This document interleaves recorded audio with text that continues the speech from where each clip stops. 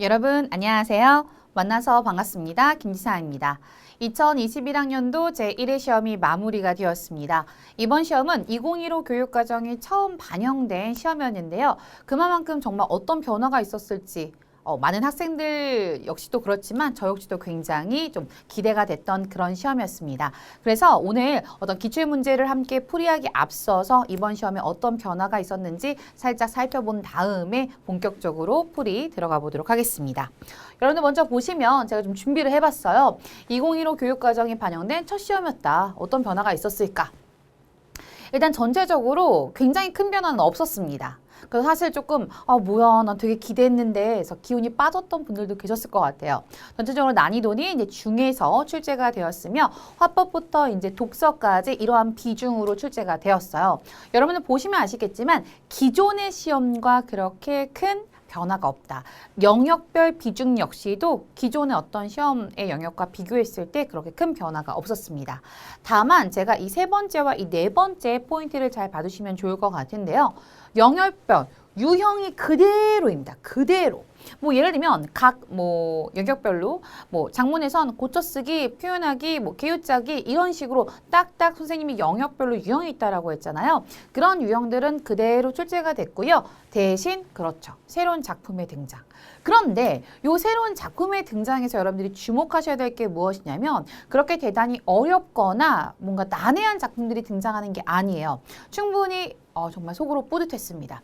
충분히 제가 수업 시간에 이제 기본 우리서 공부를 하거나 수업 시간에 제가 이 작품 밀고 있습니다. 이런 작품들이 조금 등장을 해서 굉장히 신이 났었어요.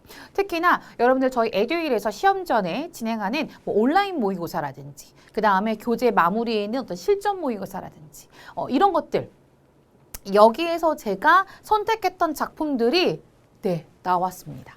그래서 저는 제가 대단히 뭔가 변화에 앞서서 나는 그 변화를 맞출 거야 이런 식으로 한 건 아니겠지만 만약에 변화한다더라도 너무 멀리 가지 않고 그 안에서 반드시 꼭 나와야 할 공통 작품들 이 무엇이 있을까라고 봤을 때 이러한 작품들이었거든요.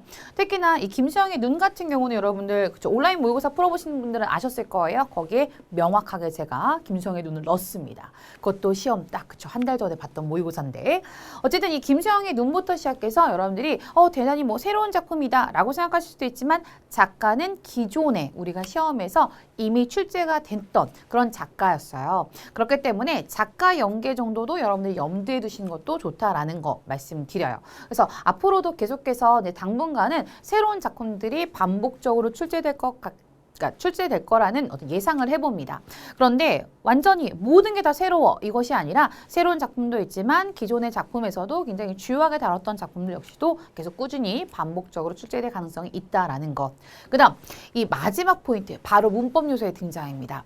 제가 여러분들한테 항상 말씀드렸잖아요. 문법을 학습했을 때 네 가지 한글 맞춤법, 표준 발음법, 중세, 국어, 문법, 요소 요 네 가지 요 네 가지가 바로 그렇죠. 이번 2015 교육과정에서 굉장히 주요하게 다뤄져 있는 문법 개념인데 이 네 가지 중에 사실은 이렇게 문법 요소가 원래는 중등과정, 이제 중등 3학년 과정에서 다루어지던 내용이라서 기존의 시험 범위 안에는 포함되지 않았고 자주 출제되지도 않았습니다.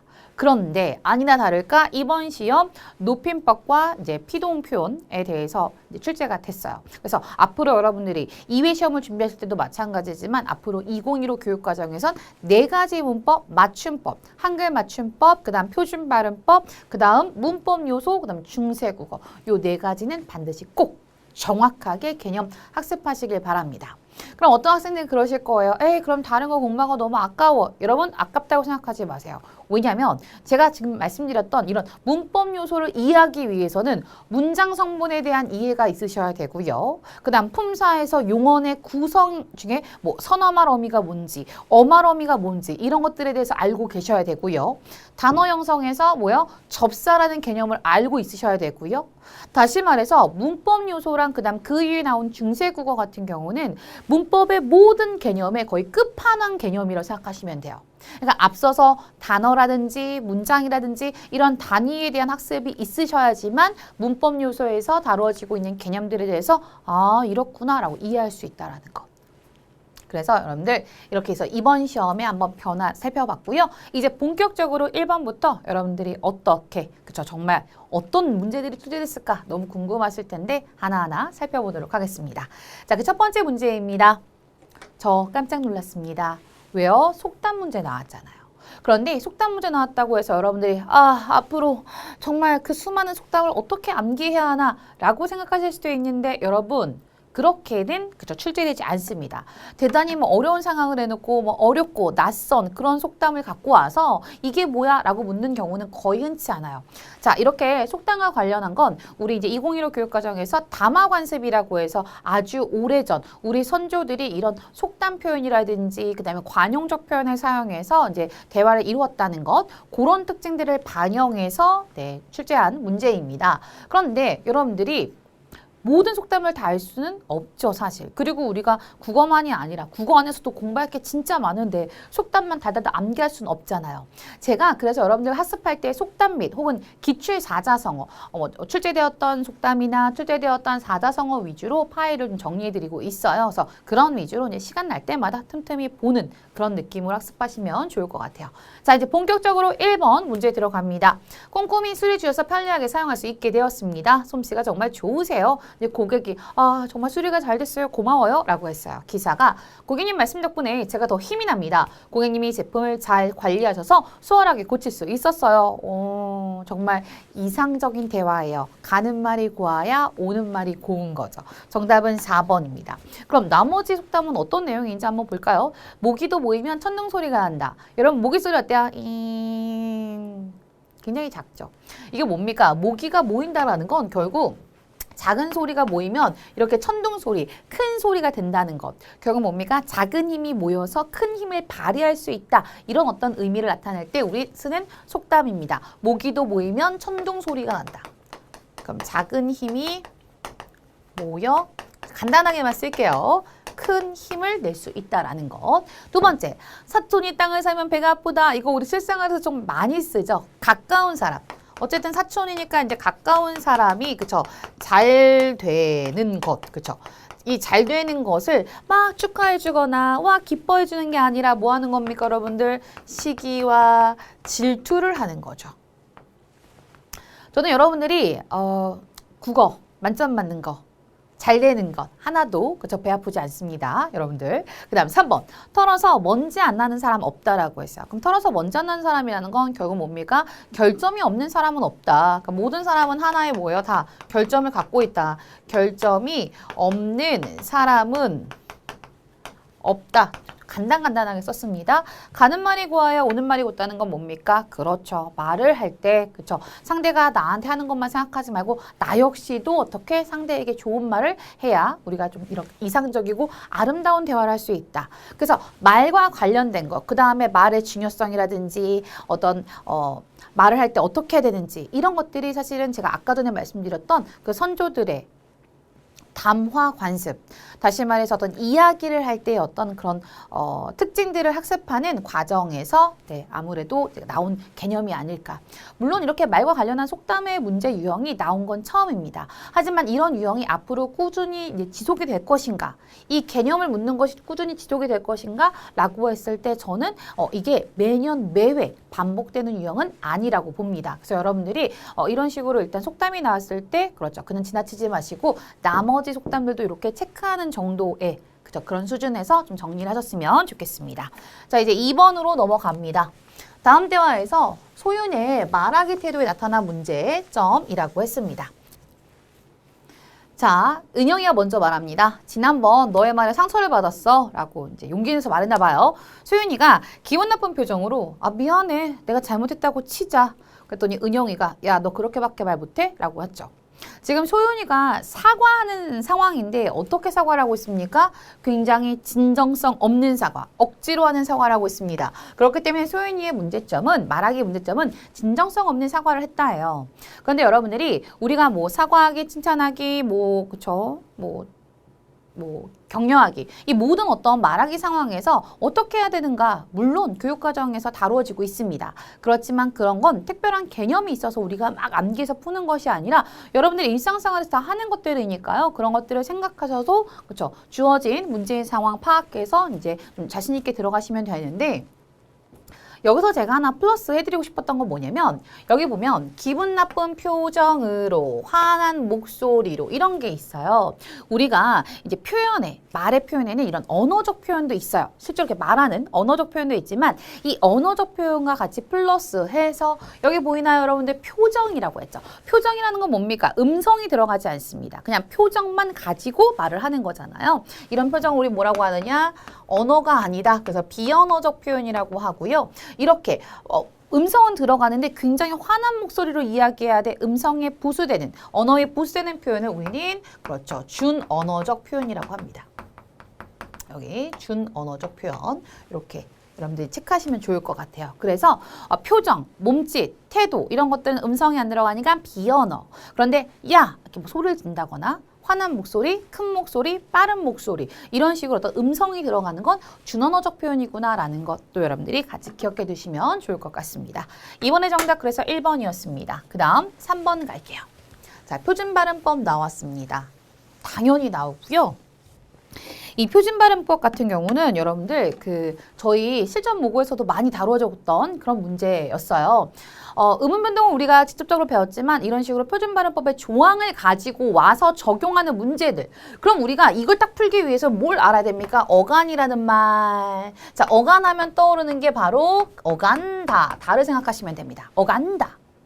그런데 이 어간다. 그럼 기본형 다로 만들 수 있는 건 뭡니까? 다 용언이라는 거죠. 다로 만들 수 있는 건 용언인데 이 용언의 구성이 바로 어간과 어미로 나눌 수가 있습니다. 그럼 어간이라는 건 무엇이냐? 이 용언을 활용할 때 먹다, 먹고, 먹으니, 먹어서, 먹었는데 이렇게 활용을 할 때 변하지 않는 실질적 의미를 갖고 있는 부분이 바로 어간입니다.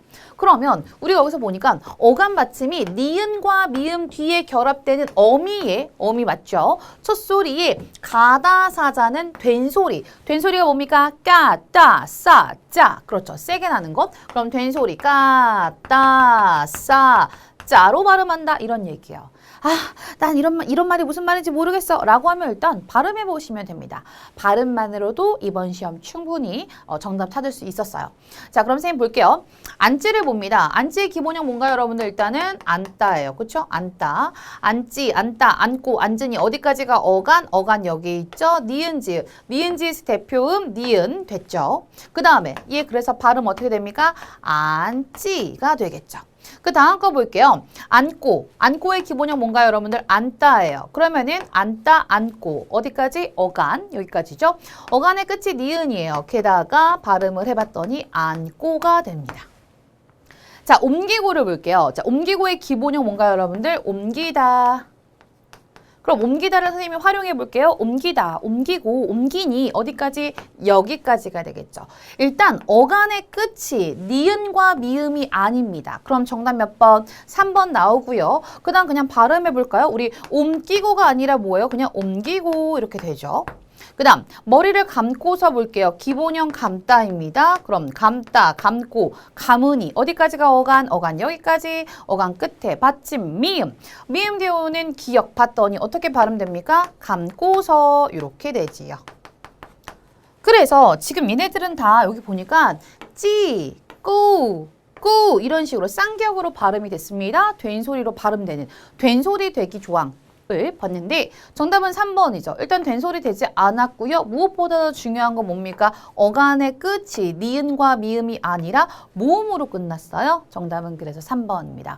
여러분 표준발음법 여러분들이 그냥 여러분들의 발음을 믿고 해보시는 것도 중요하지만 이렇게 아주 친절하게 조항이 주어졌을 때 우리가 기억해야 될 것, 이런 어간이라든지 이런 어미, 이런 개념에 대해서 명확하게 알아두시면 훨씬 더 그렇죠. 잘 접근할 수 있다. 그래서 여러분들이 어간이란 말이 나올 때 딱 당황하지 마시고 어간다. 기본형 다로 끝나는 말이구나 이렇게 생각하시고 용언이고 그럼 용언은 어간과 어미로 구성되지. 제가 이 용언이 중요하단 말을 진짜 많이 해요. 정말 문법의 웬만한 모든 영역에서 이 용언 에 관한 내용이 빠지는 경우가 없습니다. 그래서 여러분들이 이 용어를 반드시 명확하게 알아두셔야지만 문법에 자신감이 생긴다라는 말씀 드리면서 다음 문제 넘어갑니다. 4번입니다. 자, 피동표현. 아까 전에 제가 말씀드렸죠. 이번에 문법 요소 나왔는데 그중에 피동표현과 그다음 잘못된 높임 표현이 출제가 되었습니다. 그럼 이 피동표현이 무엇인지 선생님이 조금 그쵸 여러분들 보여드리려고 갖고 왔어요. 주어가 다른 주체에 의해서 동작을 당하는 것인데 아니 이거를 문맥적으로 내가 어떻게 파악을 해야 될지 막 고민하실 거예요. 그런데 이 피동표현을 만드는 방법이 있습니다. 크게 두 가지 방법이 있는데요. 그 첫 번째가 바로 뭐냐면 피동사, 다시 말해 피동전미사에 의해 만드는 방법이 있어요. 우리 국어에서 이 피동전미사에는 뭐가 있냐? 리기가 있습니다. 이희리기. 그래서 여러분들이 사동과 같이 항상 피동과 세트로 배우게 되거든요. 그래서 사동은 이희리기 우구추, 피동은 이희리기 이렇게 기억하시면 되겠고, 자, 그럼 이희리기에다가 이제 뭡니까? 그죠? 되다도 있고요. 되다라는 전미사도 있습니다, 여러분들. 아니면 뭐 당하다도 있고요. 여러 가지가 있어요. 이런 어떤 피동의 의미를 나타내는 전미사도 있고요. 두 번째는 뭐냐? 이제 통사구죠. 다시 말해 무엇에 관한 거냐면 어지다의 피동 표현이라고 돼 있어가지고 어지다를 붙이면 이제 피동 표현으로 만들 수도 있습니다. 그러면 내가 이 피동 표현이 만들어졌는지 아닌지를 구분하려면 일단 어떻게 하느냐 그 팁을 오늘 알려드립니다. 첫 번째, 저는 이렇게 서술어가 나오면 서술을 일단 봐야겠죠. 얘를 최대한 기본형으로 풀어줍니다. 잡혔다를 봤더니 뭐가 됩니까 여러분들? 잡, 히, 다입니다. 그럼 잡히었다의 더 기본형 뭔가요? 잡히다. 잡히다의 더 기본형? 잡다. 결국 이 잡히었다는 잡다의 이희리기 여기 보이시나요? 피동전미사 히 들어갔죠. 그래서 불길이 잡히다. 가능하죠, 여러분들? 피동이에요. 왜 선생님이 앞에 있는 거랑 다시 한번 호응을 해보냐면 아까 전에 선생님이 이희리기 같은 경우는 또 뭐도 가능하다? 사동의 전미사로도 가능하다라고 말씀을 드렸어요. 그런데 이 사동의 전미사 이희리기가 쓸 땐 특징이 있습니다. 앞에 반드시 뭐가 와야 된다? 그렇죠, 목적어. 그래서 선생님이 이희리기가 쓰였을 때 얘가 사동 전미사인지 피동 전미사를 구분하려면 이걸 구분할 때 앞에 목적어가 있는지 없는지 살펴봐라 라는 얘기를 합니다. 그럼 불길이 잡히다 이거 목적어 없죠? 피동이구나. 그 다음 가보겠습니다. 풀렸다 한번 가볼게요. 풀리었다예요. 그럼 풀리었다의 기본형 풀리다. 풀리다보다 더 기본형은 뭐예요? 풀다에 그쵸? 이힐이 붙은 거죠. 그래서 피동전미사 리 붙었어요. 그럼 앞에 거를 한번 해볼까요? 끈이 풀리다. 가능하죠? 목적어 없습니다. 피동이 쓰였구나. 자, 그런데 업었다를 한번 보도록 할게요. 정답은 이제 3번이었는데 왜 3번인지 한 번에 딱 나왔어요.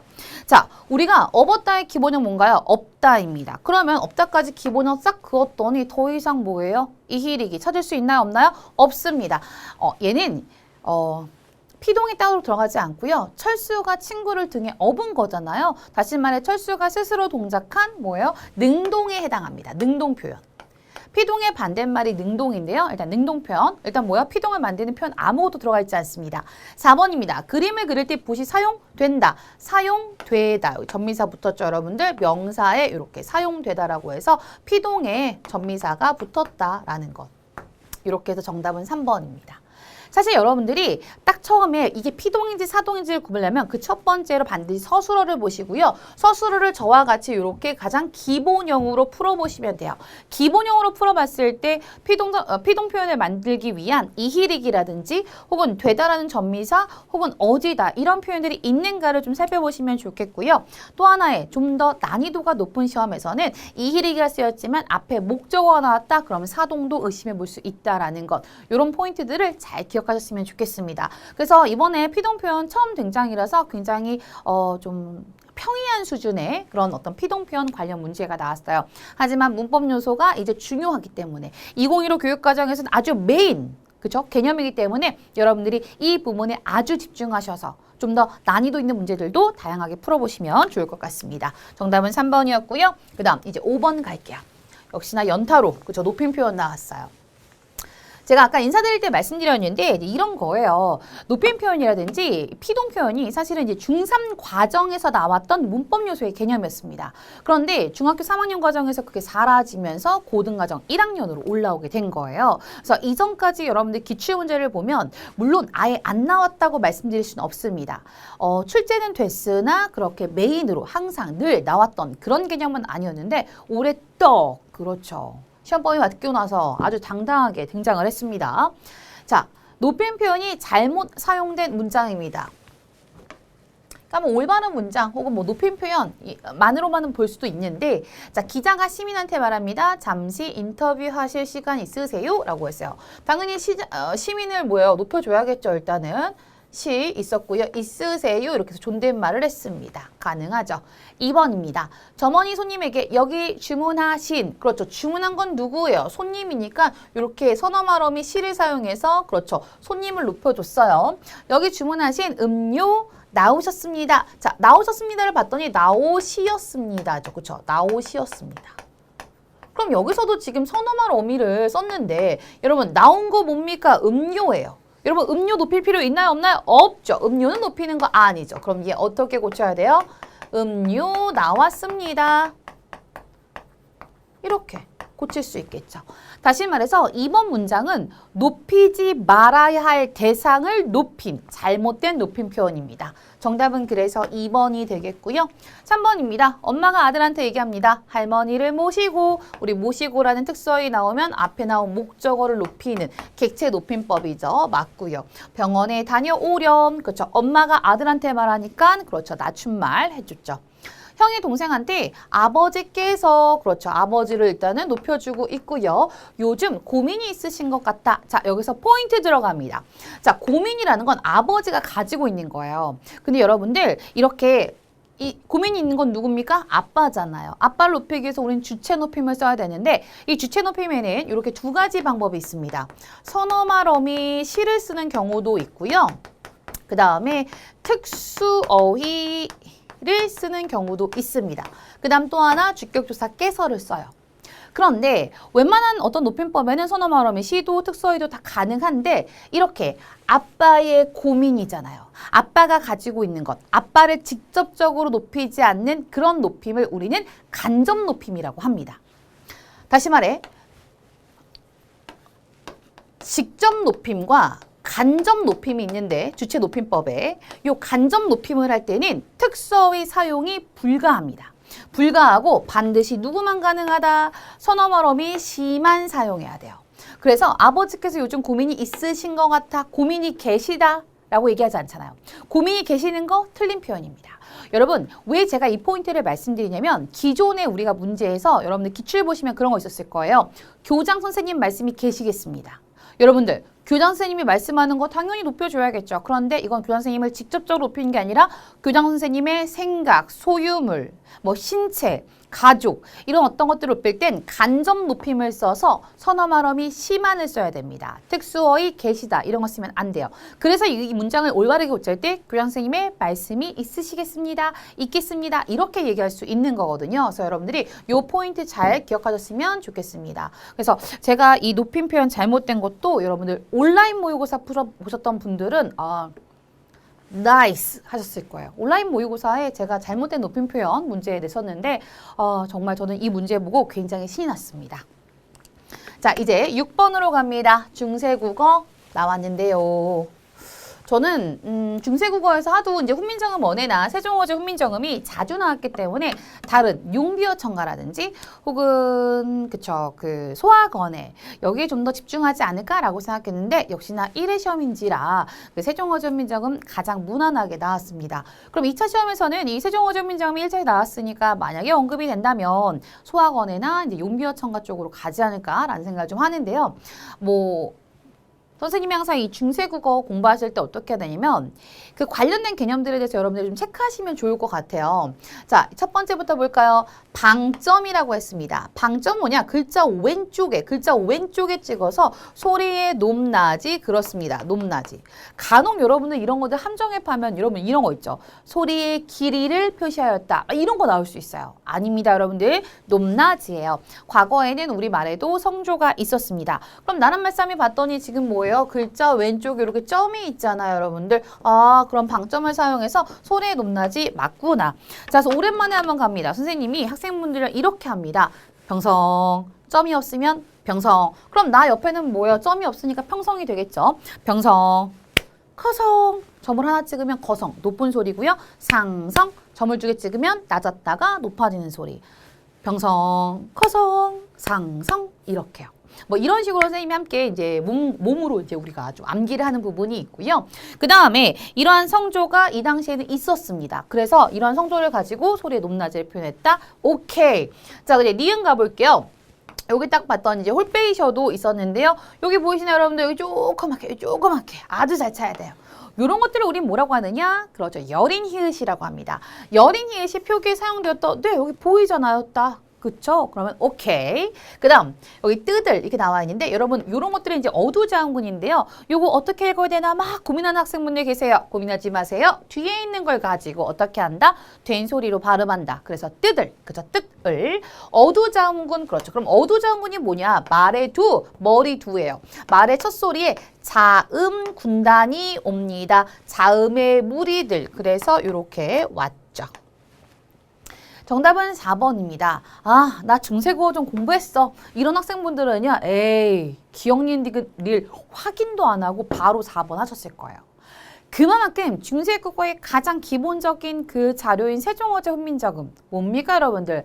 이어적기, 그쵸? 이어적기의 끝판왕, 모음조화의 끝판왕을 보여주는 자료예요. 그렇기 때문에 이 끊어적기라고 했는데 여기 지금 뭘까요? 놈이에요. 놈이. 원래 놈이는 뭔가요? 사람이. 그래서 놈 플러스 인데 얘 뭐 한 거예요? 이어적기에서 놈이가 되었습니다.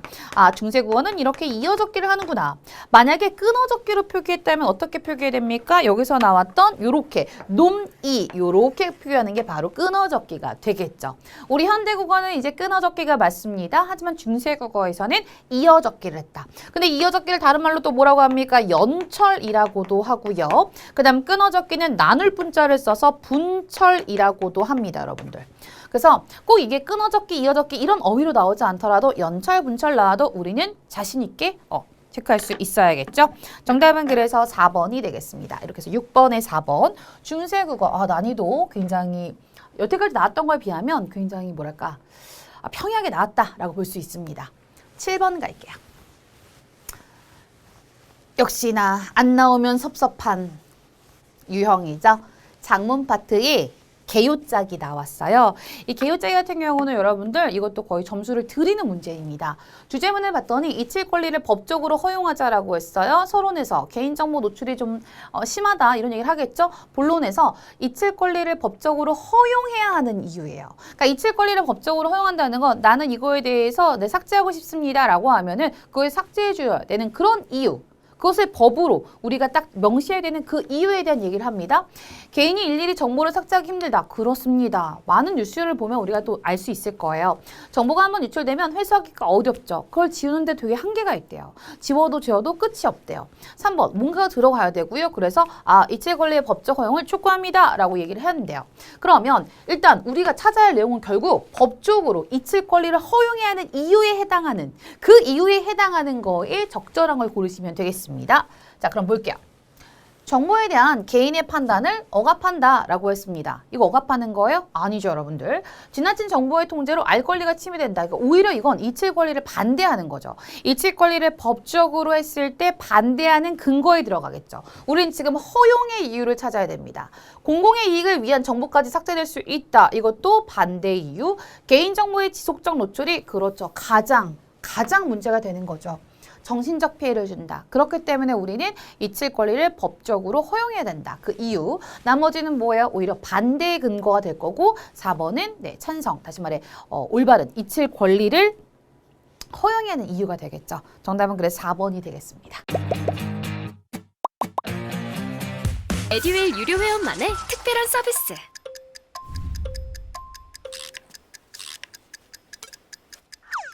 하치하차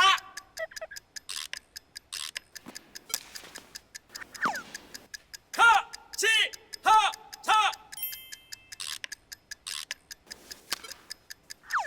정답! 같이 하자 친구야 에듀윌 유료 회원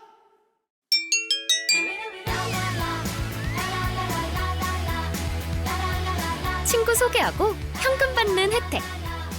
오직 에듀윌 유료 회원에게만. 에듀윌. 자, 이제 8번으로 넘어갑니다. 역시나 고쳐쓰기 나왔어요. 이번에 장문 파트에서 여러분 보시면 개요짜기, 그 다음에 표현하기, 그 다음에 고쳐쓰기 있는데요. 표현하기 안 나왔고요. 개요짜기와 또 뭐가 나왔습니까? 고쳐쓰기 나왔어요. 고쳐쓰기 나오면 그의 시험은 뭐예요? 아, 난이도가 좀 있다 라고 볼 수도 있습니다. 기억력을 고쳐쓰기 위한 방안으로 적절하지 않은 거 우리 모든 것들을 다 알고 체크할 수는 없잖아요. 그럼 어떻게 한다? 그렇죠. 선지의 도움을 받자. 그래서 기억부터 좀 볼 건데요. 칭찬의 대화란 상대의 좋은 점을 일컬어 기리기 위한 대화를 뜻한다. 남의 칭찬하면 아 뭔가 이상해. 그쵸? 1번 볼까요? 잘못된 조사 사용이므로 나물로 바꾼다라고 했습니다. 한번 바꿔볼게요. 선생님이 여기다가 남을 칭찬하면 자신도 즐겁고 상대방도 즐거워한다. 여러분 바꿔야겠죠? 그런데 선생님이 요거 한번 말씀드릴게요. 이게 과연 알맞은 올바른 조사인가를 판단할 때 여러분들이 어떤 기준을 갖고 계셔야 되느냐. 여기 있죠. 요거. 요 서술어를 보시면 됩니다. 서술어를 체크해서 여러분들 기억하셔야 됩니다. 우리 서술어 자릿수라는 개념을 배우게 돼요. 이제 문장에 들어가면. 그럼 이 문장의 서술어 자릿수라는 건 뭐냐면 어떤 서술어가 완전한 문장이 되기 위해서 반드시 필요로 하는 문장 성문들입니다. 그럼 우리가 칭찬하다라는 서술어를 딱 볼게요. 칭찬하다. 그럼 뭐요? 누가? 누구를? 칭찬하다. 혹은 누가, 누구를, 그러니까 누구에게 어떠하다고 칭찬하다. 뭐 이런 식으로 나가야겠죠. 반드시 누구를, 그쵸? 누구를 칭찬하는 게 나와야죠. 어떤 것을 칭찬하든 어쨌든 누구를 칭찬하는 게 나와야 될 거 아니에요? 그래서 목적어가 사용돼야 된다? 그러면은 기억선지는 맞겠죠. 그 다음, 또한 칭찬은 삶의 활력소, 여러분, 활력소죠. 2번 볼까요? 맞춤법에 어긋난 표현이므로 활력소를 고친다. 그렇죠. 2번도 맞겠죠. 선생님, 근데 왜 갑자기 생뚱맞게 니역이라고 쓰나요?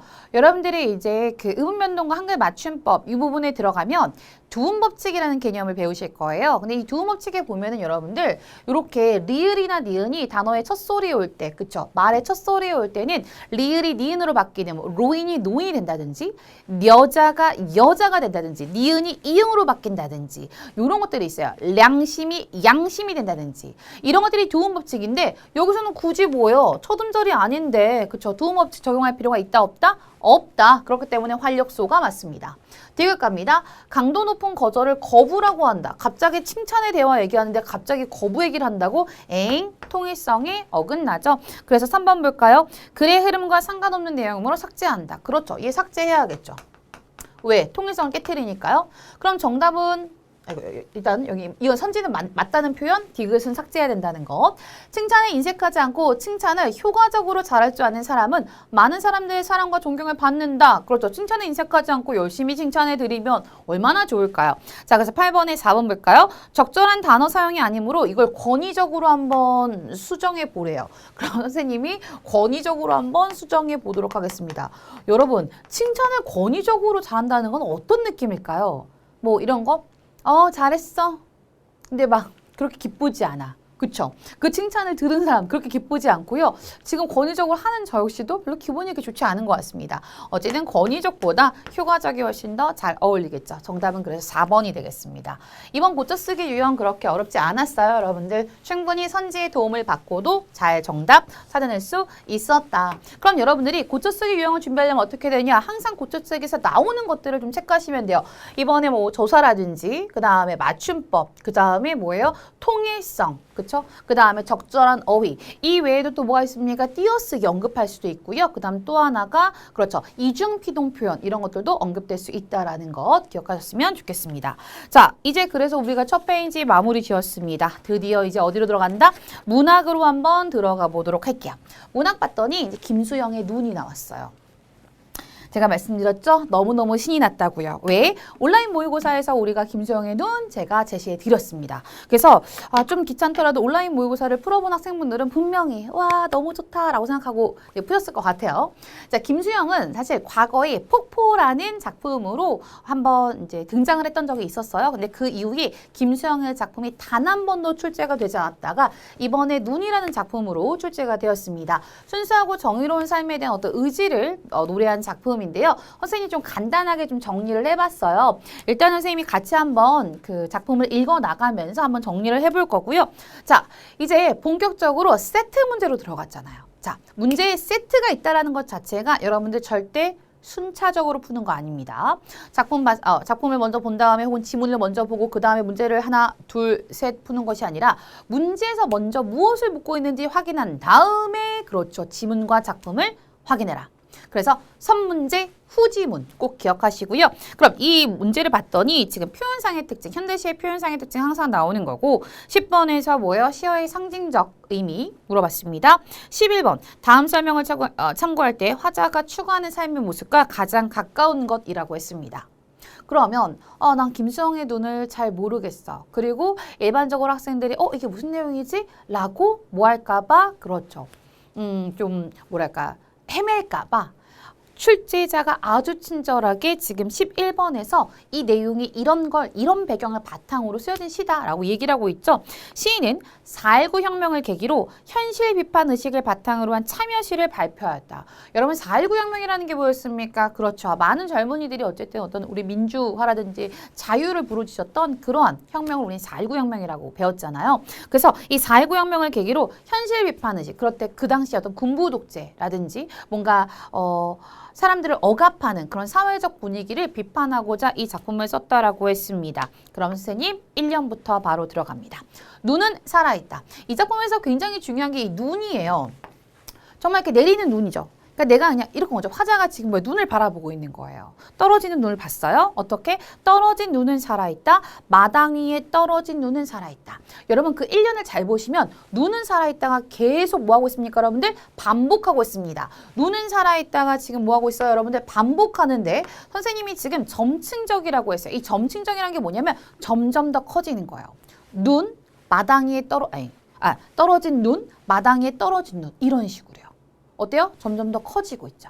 그런데 하고 많은 것 중에 마당 위에 떨어졌다라고 했어요. 그럼 이 마당은 뭡니까? 내가 지금 현재 이 화자가 있는 공간, 다시 말해 현실 공간을 이야기합니다. 그럼 내가 있는 이 현실 공간에 눈이 떨어지기 시작했어요. 그럼 그 눈이 지금 긍정적 의미인지 부정적 의미인지 이제 그 다음 이언을 통해서도 우리가 알 수가 있겠죠. 그다음 눈은 살아있다라고 했습니다. 살아있는 건 뭡니까? 문학에서 좋은 거잖아요. 눈의 무엇? 생명력. 이 생명력, 내가 있는 현실 공간에 뭔가 생명력이 막 느껴지는 눈이라는 존재가 떨어진 거예요. 그 다음 이언 갑니다. 기침을 하자라고 했어요. 갑자기 기침을 하재요. 하자, 자. 뭡니까? 청유형어미. 우리가 과거 시험에서도 이 청유형어미의 표현상 특징을 굉장히 많이 언급했습니다. 선생님 여기 나와 있죠? 청유형 종결어미 자를 사용했어요. 이런 청유형어미 종결어미를 사용하면 어떤 게 좋냐? 뭔가 의지적, 화자의 어떤 의지를 드러내거나 주제를 강조하는 데 도움이 된다는 것. 자, 기침을 하자. 젊은 시인이여 기침을 하자. 많은 사람들 중에 하고 많은 사람 중에 젊은 시인이라고 했어요. 그럼 이 화자가 뭔가 이 젊은 시인에 대해서 뭔가 얘기하고 싶은 거죠.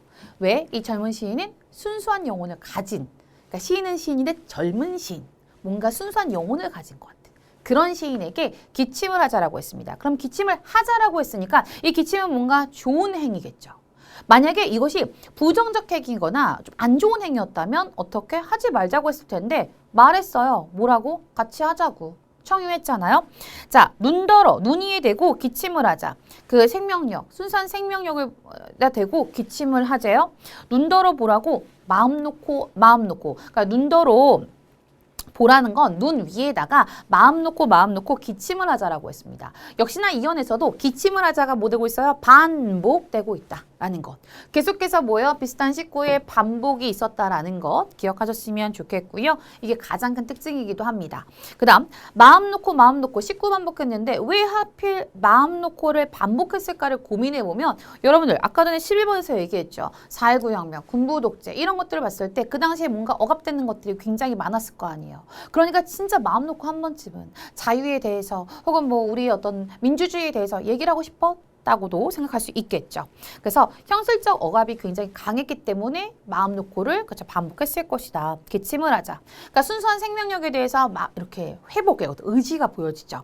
3년 갑니다. 눈은 살아있다. 다시 한번 반복합니다. 죽음을 잊어버린 영혼과 육체를 위하여였어요. 그럼 죽음을 잊어버렸다는 건 이 죽음도 초월한 혹은 죽음도 두렵지 않는 이런 의미로 우리가 해석할 수도 있다라는 겁니다. 그러한 영혼과 육체를 위하여 눈은 새벽이 지나도록 살아있다. 눈이 떨어졌어요. 그냥 있는 게 아니라 새벽이 지나도록 사라졌대요. 그럼 사라진 게 아니라 살아있대요. 그만큼 뭐예요? 굉장히 강한 생명력을 느낄 수 있죠. 마지막 영 갑니다. 다시 한번 기침을 하자. 젊은 시녀 기침을 하자. 또 한번 반복을 하죠. 눈을 바라보며 밤새도록 고인 가슴의 가래라도 마음껏 뱉자라고 했어요.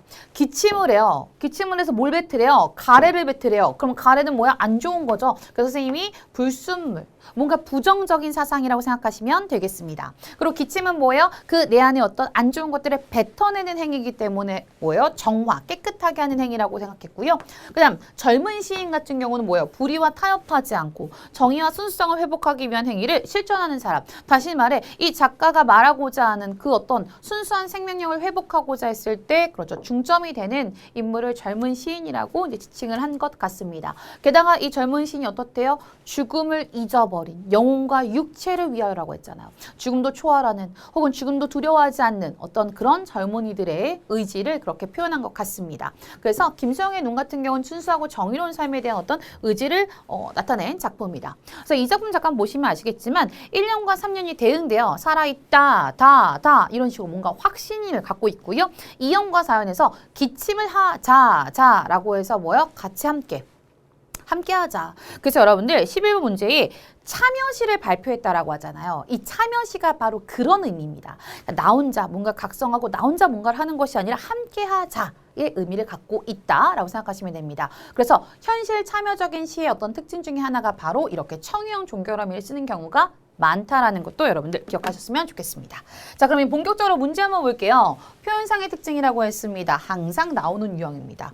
단 한 번도 빠지지 않고 나옵니다. 반드시 나오는 유형입니다. 그래서 여러분들이 뭐 작품을 학습했을 때 막 시어 하나하나에 막 이렇게 포인트를 두시기보다는 전체적인 흐름과 그 다음 표현상의 특징에서 자주 나온 선지들 잘 체크해 주시면 좋겠죠. 가장 적절한 것이라고 했습니다. 19번 뭐 그렇죠. 1번입니다. 기침을 하자, 눈은 살아있다, 반복하잖아요. 마음 놓고 19 반복하고 있습니다. 서리적 표현이라고 했어요. 서리적 표현이란 건 무엇이냐면 답정너예요. 이미 정답이 나와 있는데, 이미 답이 있는데 답을 요구하지 않는 그런 질문입니다. 가난하다고 해서 사랑을 모르겠는가? 뭐뭐 아니랴? 막 이런 것들 있잖아요. 굳이 궁금한 거 아닌데 의문문 형식으로 물어보는 거 없었고요. 문장을 명사형으로 종결한다라고 했는데 여러분 명사열인가요? 아니죠. 누가 봐도 있다. 그쵸? 있다. 평서형 있었고요. 기침을 하자. 그래서 뭐예요? 청유형. 여기 지금 평서형으로 종결하고 있고요. 평서형을 통해서 어떤 확신, 단호함을 보여주고 있고 하자, 청유형을 통해서 의지를 보여주고 있다라고 고쳐볼 수 있네요. 자, 미각적 심상. 지금 화자는 뭐예요? 마당에 떨어진 눈만 바라보고 있습니다. 그러니까 눈을 바라보기 때문에 미각이 아니라 뭐다? 그렇죠. 시각적이라고 볼 수 있겠죠. 정답은 그래서 1번이 되겠습니다. 자, 이제 10번입니다. 이번에 순수한 생명력을 지닌 존재를 표현한 시. 안 봐도 비디오죠, 여러분들. 이거 뭡니까? 눈이 되겠죠. 그럼 기억부터 볼까요? 눈, 그 다음에 니은이 마당. 눈, 그리고 마당. 일단 정답은 나왔어요. 그쵸? 마당. 그 다음에 디귿이 딱 봤더니 죽음이고 가래예요. 일단 가래는 그쵸? 불순물.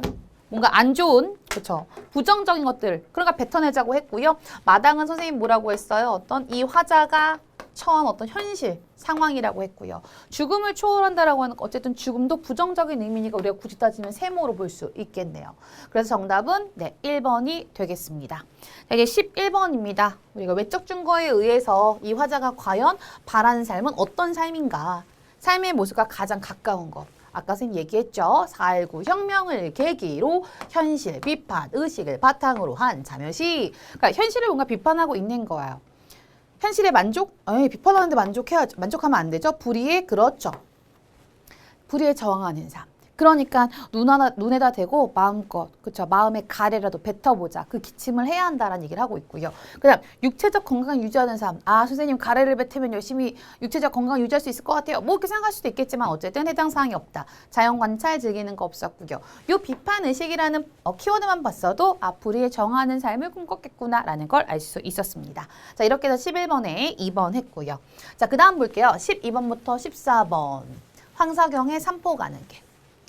제가 엄청 밀었던 작품입니다. 여러분들 현대소설 중에서 산포 가는 길 한 번쯤은 반드시 나오지 않을까라고 생각했던 작품 중에 하나인데 이 작품 같은 경우는 급속한 산업화 속에서 이제 고향을 상실한 삶, 그쵸? 삶들의 어떤 애환, 그다음에 연대의식 이런 것들을 이제 그린 작품입니다.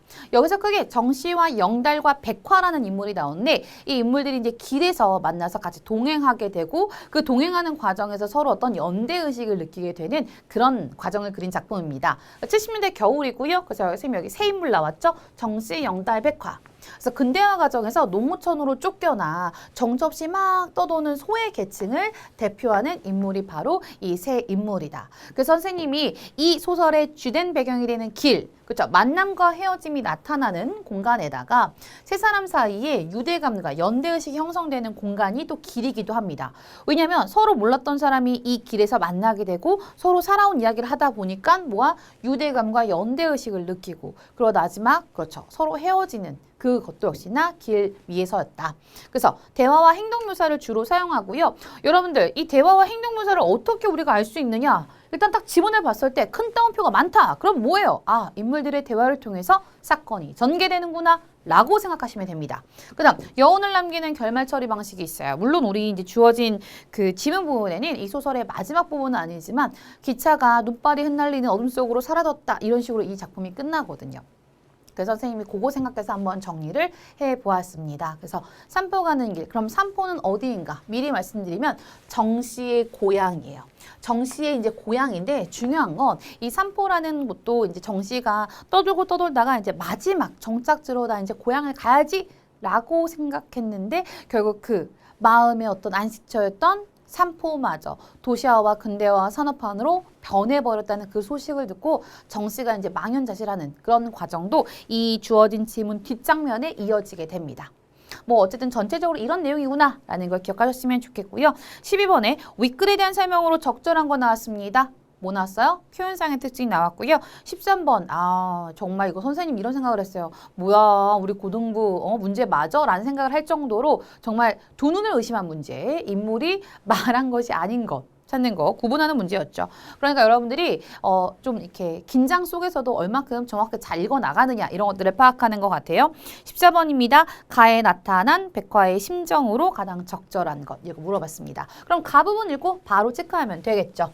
자 일단 12번부터 한번 지문 읽어가면서 해결해 보도록 하겠습니다. 앞부분의 줄거리. 이거 앞부분의 줄거리 안 읽고 막 그냥 넘어가는 학생분들 굉장히 많으신데요. 앞부분의 줄거리라든지 이제 중략 부분의 줄거리 이런 거 나오잖아요. 여러분들 잘 읽으세요. 거기에 일단 내가 딱 그냥 메인으로 나와 있는 그 지문의 내용을 명확하게 이해할 수 있는 그렇죠. 바탕들이 다 깔려 있는 부분입니다. 그래서 잘 읽으시기 바랄게요. 공사판을 돌아다니며 일을 하던 영달은 우연히 정씨를 만난다. 두 사람은 산포로 가는 기차를 타러 역으로 가던 중 일하던 곳에서 도망친 백화를 만나 함께 기차역에 가게 된다. 그럼 정씨랑 영달이랑 백화는 다 뭐예요? 기차역으로 갔습니다. 자, 대합실에서 여러분 대합실 뭔지 아십니까? 그렇죠. 대기하는 곳이에요. 이제 내가 타는 이제 차가 오기 전까지 이제 기다리는 곳. 자, 대합실에서 정씨가 영달이를 한쪽으로 끌고 가서 속삭였다라고 했어요. 지금 이제 첫 번째 장면에서 정씨가 영달이에게 이제 뭔가를 속삭이고 있습니다. 그러니까 셋이 지금 어디에 있습니까? 기차역 대합실에 있는 거예요. 대합실에 있는 상황이고요. 자, 엽이 있소? 정씨가 물어봤어요. 더니 영다리가 빠듯이됩니다. 비상금이 한 1,000원쯤 있으니까. 어디로 가려? 이거 지금 누가 말한 겁니까? 정씨가 말한 거죠. 선생님이 일단 기본적으로 읽어가면서 13번 문제 해결하려고 이렇게 한번 체크를 해봤어요. 아, 일자리 있는 데면 어디든지 점점점점. 그러니까 지금 삼포는 정씨의 고향이고요. 영다리는 딱히 어떤 목적지가 정해져 있지 않습니다. 다만 그냥 떠돌이 노동자, 그냥 갈 곳을 딱 정해놓지 않고 그냥 일자리만 있으면 어디든지 이런 생각을 갖고 있어요. 스피커에서 안내하는 소리가 웅얼대고 있었다. 정씨는 대합실 나무 의자에 피곤하게 기대어 앉은 백화 쪽을 1급 보고 나서 말했다. 그럼 지금 여기 둘이 같이 앉아있는 상황이고요. 옆에 누가 앉아있나 봐요? 백화가 굉장히 피곤한 듯 앉아 있나 봐요. 정 씨가 이제 백화를 보고 이렇게 슬쩍 이렇게 본 다음에 영다리한테 이야기를 하는 거죠. 같이 가시지. 내 보기엔 좋은 여자 같군. 그럼 정 씨가 지금 백화를 뭐요? 좋은 여자 같아. 같이 가면 좋을 텐데. 왜냐면 영다리가 딱히 어떤 목적지가 정해져 있는 것은 아니잖아요. 그 다음 정 씨는 그런 거 같아요. 이거 뭐예요? 지금 영다리도 그렇게 생각하는 거죠. 또 하루 인연이 닿아서 말뚝박고 살게 될지, 우리가 말뚝박고 산다는 건 뭡니까 여러분들? 정착하게 된다 이런 의미고요. 이런 때 아주 뜨내기 신살 청산해야지 그러면서 정씨가 이제 뭐예요? 얘기를 해줬어요. 영다리한테. 니은도 역시나 정씨가 얘기하는 거네요. 영달이 시무룩해져서 역사 밖을 멍하니 내다보았다라고 했어요. 그럼 같이 가서 말뚝박고 살게 될지 어떻게 알아? 라고 했는데 영다리가 시무룩하면서 창밖을 바라봤대요. 그 이유가 있겠죠. 사실은 여러분들 이 장면 이전에 영달과 백화가 좀 약간 서로에게 호감을 느끼고 있습니다. 그런데 영다리가 사실은 어때요? 그래서 남에게 딱 보일 만한 어떤 그런 경제적인 능력이 되는 것도 아니고 여건도 안 돼서 그냥 같이 하고는 싶으나 일단 뭐 자기 지금 앞가림도 굉장히 힘든데 괜히 이제 짐이 될 수도 있고 이러니까 이제 망설이고 있는 그런 부분이에요. 백화는 뭔가 수군대고 있는 도사네를 불안한 듯이 지켜보고 있었다. 영다리가 말했다. 어디 능력이 있어야죠. 여기 나오죠. 나 능력이 없어서 저 여자와 함께 갈 수 없어요. 이렇게 말한 거죠. 그래서 이제 정 씨가 이제 얘기해요. 그럼 갈 데 없는 거잖아요. 그래서 나와 같이 삼포에 같이 가실라우 제안을 했습니다. 그랬더니 영다리가 딱 확답은 않고 뭐 어쨌든 이렇게 막 끝났어요. 영다리가 뒷주머니에서 꼬깃꼬깃한 500원짜리 2장을 꺼냈다. 여러분 500원짜리 2장이래요. 우리 요즘은 500원 뭐예요? 동전이죠. 지폐 아닙니다. 그 당시에는 뭐예요? 2장. 지폐로 이제 만들어져 있었나 봐요. 저 여자를 보냅시다. 영다리가 더 이상 뭐예요? 그쵸. 백화를 따라가지 않겠다고 딱 마음에 결심을 했습니다. 그래서 여자 보냅시다. 영다리는 표를 사고 빵 2개와 찜달걀 사랑해. 백화에게 뭘 사줬어요? 표를 사고요. 그 다음 빵 2개랑 달걀, 찐달걀. 요걸 샀어요. 요걸 사서 이제 백화에게 주죠. 백화에게 그는 말했다. 우린 뒷차를 탈 텐데 잘 가슈. 거절을 했죠. 완벽하게. 그래 너 가라. 영단이가 내민 것들을 받아진 백화의 눈이 붉게 충혈됐대요. 왜 그랬습니까, 여러분들? 그렇죠. 감동받은 거죠.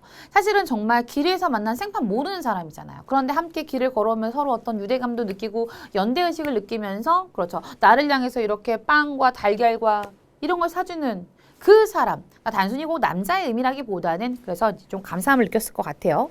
눈이 붉게 충혈되었다. 고마움도 있지만 사실 이제 백화는 영달과 함께 하고 싶었는데 영달이가 이제 자기의 제안을 거절했다는 걸 알고 좀 아쉬움도 느꼈을 것 같습니다.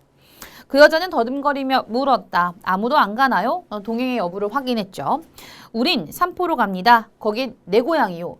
그럼 내 고향이요. 딱 이 말만 하는 순간 영다리가 아닐까라고 정씨가 아닐까라고 생각할 수도 있습니다. 그래서 그 확인을 한번 볼까요? 영다리 대신 정씨가 말했다라고 했어요. 그럼 역시나 니을도 뭐예요? 정씨가 말한 부분. 정답은 13번에 3번 바로 나왔네요. 사람들이 개찰구를 나가고 있었다. 백화가 보퉁이를 들고 일어섰다. 정말 잊어버리지 않을게요. 고마운 거죠. 그러면서 백화는 개찰구로 가다가 다시 돌아왔다. 돌아온 백화는 눈이 젖은 채로 웃고 있었대요. 그러면서 얘기합니다. 내 이름 백화가 아니에요. 내 본명은 이점례예요. 여러분, 백화는 사실은 그동안 이 점례라는 여자가 이제 가짜 이름. 가짜 술집 작보에 있을 때 이제 가짜 이름으로 살았던 그 이름인데 마지막으로 이 정씨와 영달과 헤어지면서 내 진짜 이름은 이점례예요 라고 이야기를 하잖아요. 왜 그런 걸까요? 이들에게 무엇을 느낀 겁니까? 그렇죠. 심리적인 거리감이 낮춰지고 정서적인 뭐예요? 그렇죠. 거리감이 더 이상 안 느껴지면서 자신의 본명을 밝힌 거예요. 그 다음 여자는 개철구로 뛰어갔다. 잠시 후 기차가 떠났다. 라고 했어요. 일단 여인이 떠나고 이제 그 다음 장면이 이 둘이 기다리다가 한 노인을 만나고 그 노인에게서 이제 뭐 산포에 관한 정보를 얻게 되고 그 과정 이제 결말로 가는 마무리 과정이 이제 이어질 거예요. 어쨌든 우리 항상 문제는 주어진 지문 안에서만 푸는 거니까요. 한번 볼게요. 대화를 통해 인물이 처한상을 나타내고 있다. 그렇죠. 일자리 있는 데 어디든지 뭐 이런 것들을 통해서 아 지금 이들이 떠돌이 노동자구나 이런 것들을 알 수 있고요. 특히나 여러분 쭉 보시면 빨리 읽힌 이유가 뭡니까? 큰 따옴표가 많았어요. 대화를 통해서 나타내고 있다.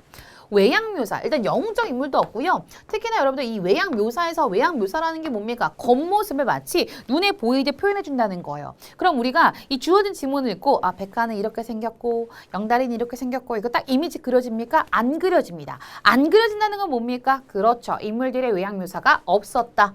비현실적이지 않습니다. 그 다음 작품 아니라고 했는데 여기서 지금 작품 아니라고 하면 내가, 나는 이런 거 나와야 되는데 그런 거 안 나왔어요. 정씨가, 영다리가, 백화가 이렇게 나왔습니다. 그렇기 때문에 작품 아니 아니라 작품 박.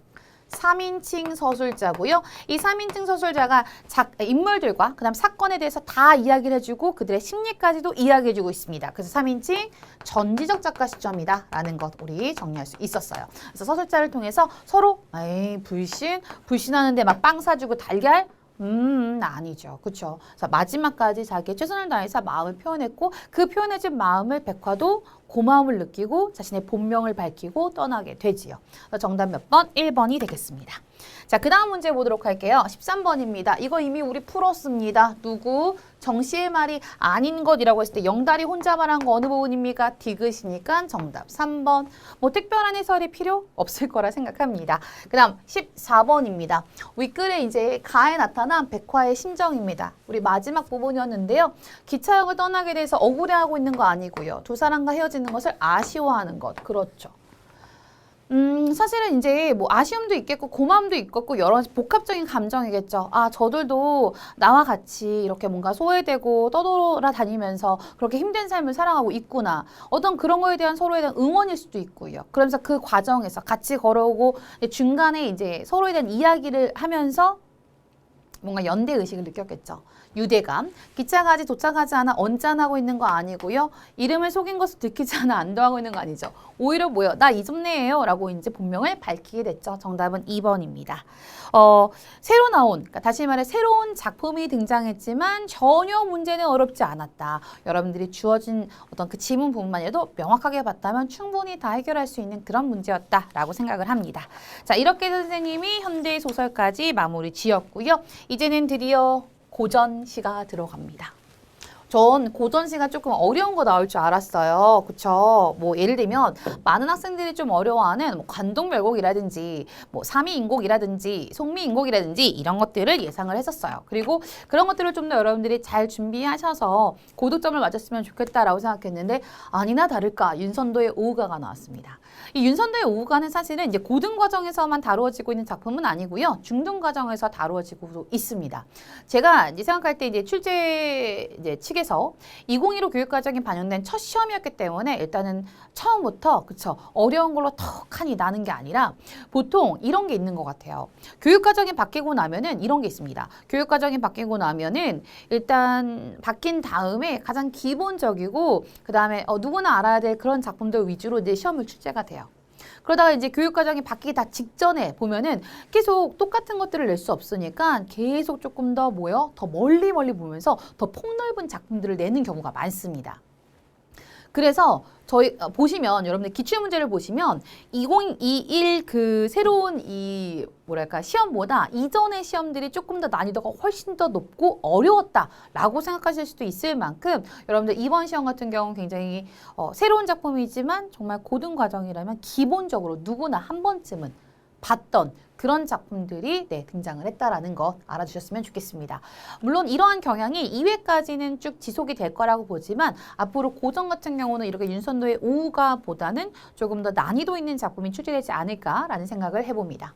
자, 오우가 다섯 친구에 관한 얘기입니다. 그쵸? 다섯 친구. 이 다섯 친구 누굽니까? 수석, 송주, 월. 뭐예요? 자연에 대해서 예찬한 노래였는데요. 물범이, 소나무, 대나무, 달에 대한 예찬인데 전체 총 6수로 되어 있는 연시조입니다. 여러분 연시조가 뭡니까? 그렇죠. 하나의 수, 3장 6구 45자 내외의 한 수가 그 평시조의 형식을 갖고 있는 요 수가 연달아 이어져 있는 걸 우리는 연시조라고 합니다. 그래서 이 연시조가 이제 일단은 그쵸 평시조의 기본 틀을 갖고 있기 때문에 4음보로 읽히고요.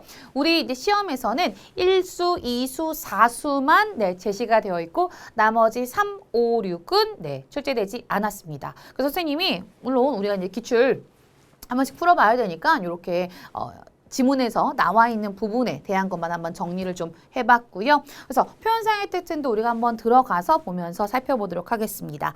자, 고전 시가 15, 16번 나왔습니다. 15번은 일단 뭐가 나왔습니까? 표현상의 특징 나왔고요. 16번에서 시어의 상징적 의미 나왔습니다. 그러니까 이 오가 같은 경우는 대단히 저 어떤 내용을 막 파악하고 도대체 화자가 여기서 뭐 하고 있는 건지 이런 게 별로 내용이 없어요. 그래서 그냥 내용일치 문제 같은 거 잘 안 물어봅니다. 그런데 관동별곡이라든지 뭐 이러면 삼이나 송미나 상춘곡이라든지 이런 가사 작품에서는 반드시 내용일치를 묻는 유형이 나올 수 있습니다. 그래서 여러분들이 현대어풀이를 이렇게 반복적으로 하시는 게 좋고요. 일단 한번 보도록 할게요. 내 벗이 몇이나 하니 수석과 송죽이라. 그쵸? 나의 벗은 뭐래요? 오에 대한 소개를 했죠? 수, 석, 그 다음에 송, 죽 나왔어요.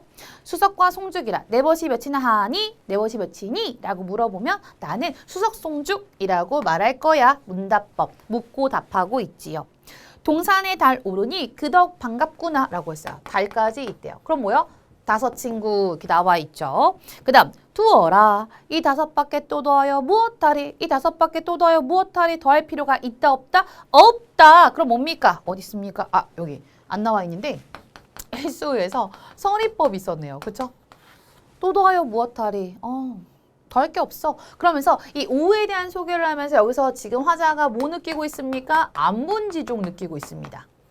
됐나요 여러분들? 자, 이수 갑니다. 구름빛이 좋다 하나 검기를 자주 한다라고 했어요. 그러니까 구름이 좋아, 막 하얗고 너무 좋은 것 같아. 그런데 자주 먹구름도 보이잖아요. 그래서 여기 나와 있죠. 검기를 자주 한다. 그 다음 바람소리 막다 하나 그칠 적이 한오메라라고 했어요. 바람이 막 불어와요. 아 시원해라고 하지만 바람이 늘상 부는 건 아니잖아요. 그칠 때도 있고 바람이 안 불 때도 있어요. 그래서 바람도 늘 똑같이 부는 건 아니야. 특히나 여러분들 거기 한오메라의 하자를 잘 보십니다. 하 보니까 뭐라고 했어요? 여러분 암호음이죠 여러분. 제가 이것도 엄청 많이 학생분들한테 강조를 하는데요. 요 암호음의 하다가 있고요. 요렇게 아래아의 하다가 있어요 여러분들.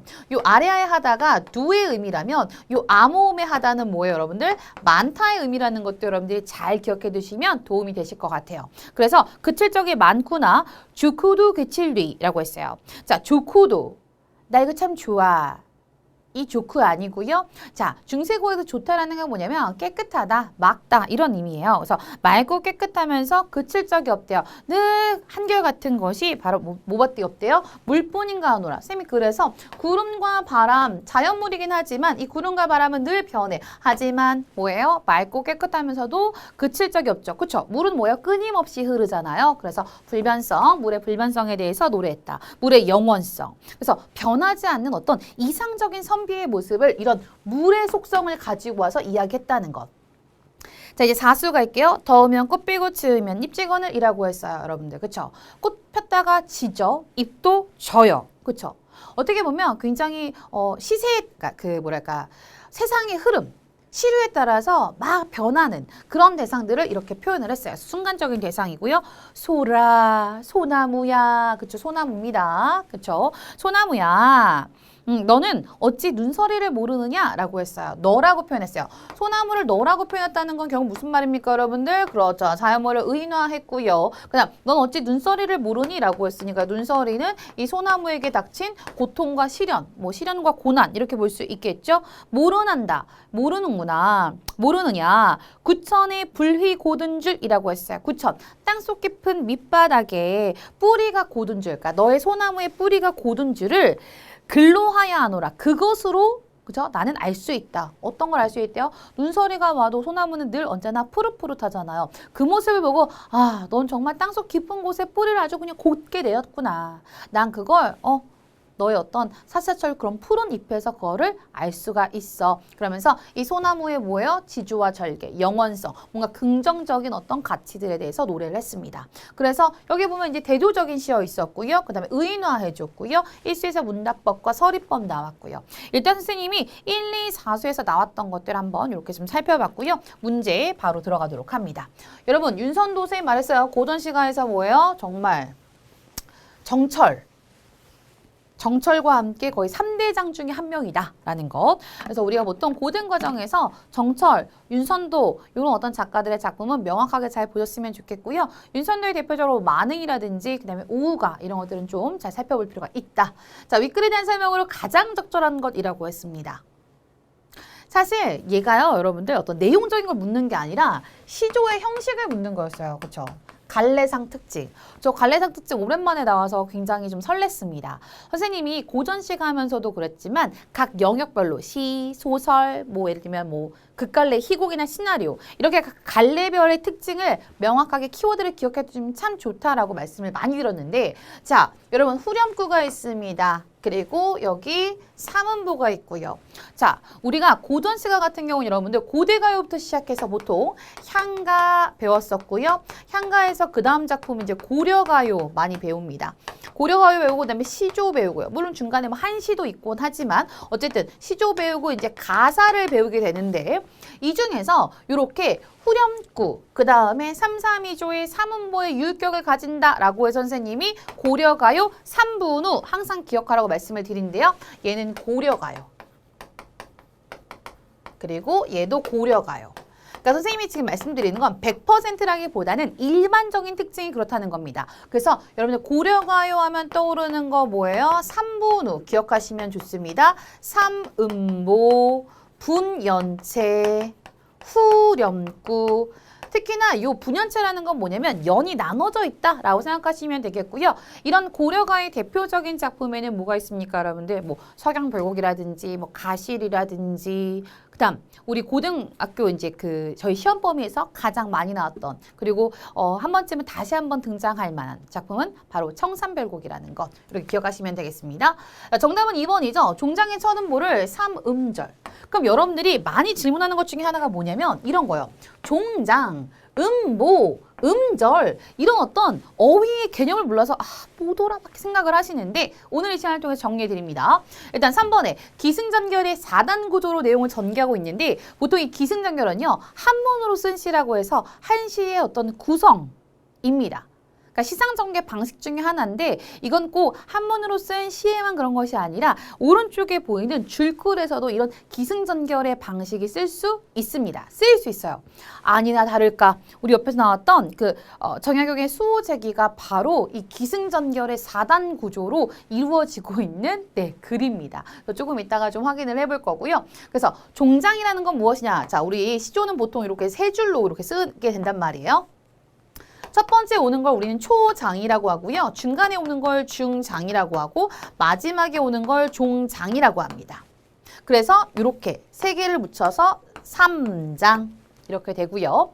육구라는 건 뭐냐? 구절을 나눴더니 이렇게 그렇죠. 6개의 구절을 우리가 만나볼 수 있고요. 총 글자 수를 세어봤더니 3장, 6구, 45자 내외더라. 이런 형식이 정해져 있는 게 바로 평시조, 아주 평범한 시조입니다. 그런데 나 시조입니다. 난 정말 시조예요. 라고 말하는 부분이 어디냐? 바로 종장의 이 첫 음보가 세 글자. 세 글자라는 건 뭡니까? 우리 글자 수를 다른 말로 하면 삼음절이라고 하죠. 그렇죠? 삼음절로 고정이 되어 있어요. 그러면 여기 음보가 무엇이냐? 음보는요, 여러분들 띄어쓰기가 아니라 끊어읽기입니다. 그렇기 때문에 여러분들이 시조를 공부했을 때 그냥 소리 내서 한번 읽어보시면 아, 음보란 이런 것이구나 라는 게 이제 몸으로 마구 느껴지실 거예요. 그래서 읽어보시면 그쵸? 요렇게 네 덩어리로 하나, 둘, 셋, 넷 이렇게 네 덩어리로 읽힐 거예요. 그래서 그 종장의 요 첫 음보에 반드시 세 글자 삼음절로 맞춰야지 나 시조입니다 라고 말할 수 있다라는 것.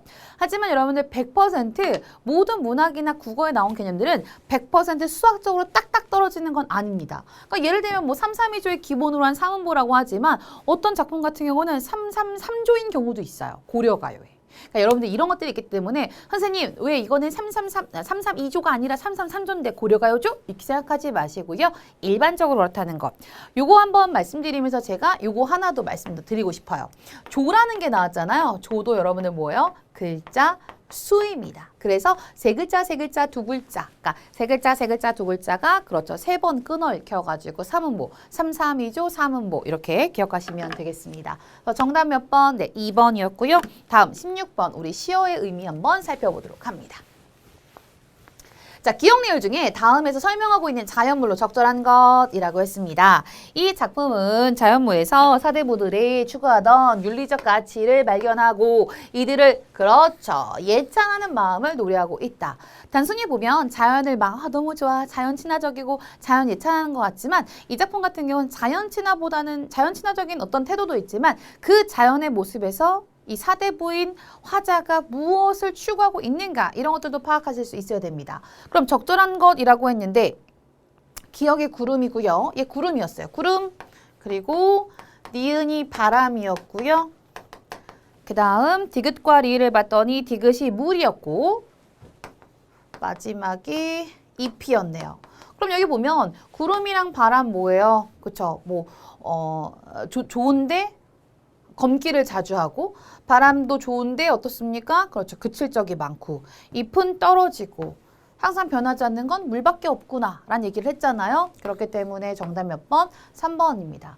그러니까 긍정적 시어와 부정적 시어를 정도로 여러분들이 좀 보시고 구분하실 수 있다면 충분히 해결 가능한 문제였습니다. 자, 이제 17번부터 19번 갈게요. 정약용의 수호잭이 들어갑니다. 에듀윌 유료 회원만의 남다른 서비스.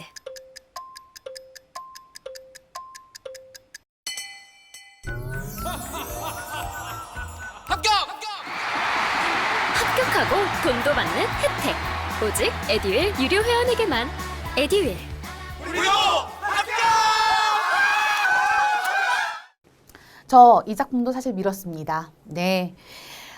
기존의 시험에서 박지원의 이 고전수필이 굉장히 자주 나왔었어요. 그래서 뭐 일야구도학이라든지 그래서 제가 생각했던 게 뭐였냐면 이 박지원의 작가 연계라고 해서 또 다른 작품인 이제 통곡할 만한 자리라는 그 고전수필이 있는데 사실 그 작품이 조금 난해하긴 합니다. 그러니까 조금 난이도가 있는 작품이에요. 그래서 제가 봤을 때는 그보다는 조금 더 쉬운 수호제기가 네, 출제가 되지 않았나라는 생각도 하는데 이 선생님이 조금 전에 말씀드렸다시피 이제 고전 시가에서 뭐 윤선도, 정철 작품 우리가 잘 봐야 합니다라는 말씀 드렸잖아요.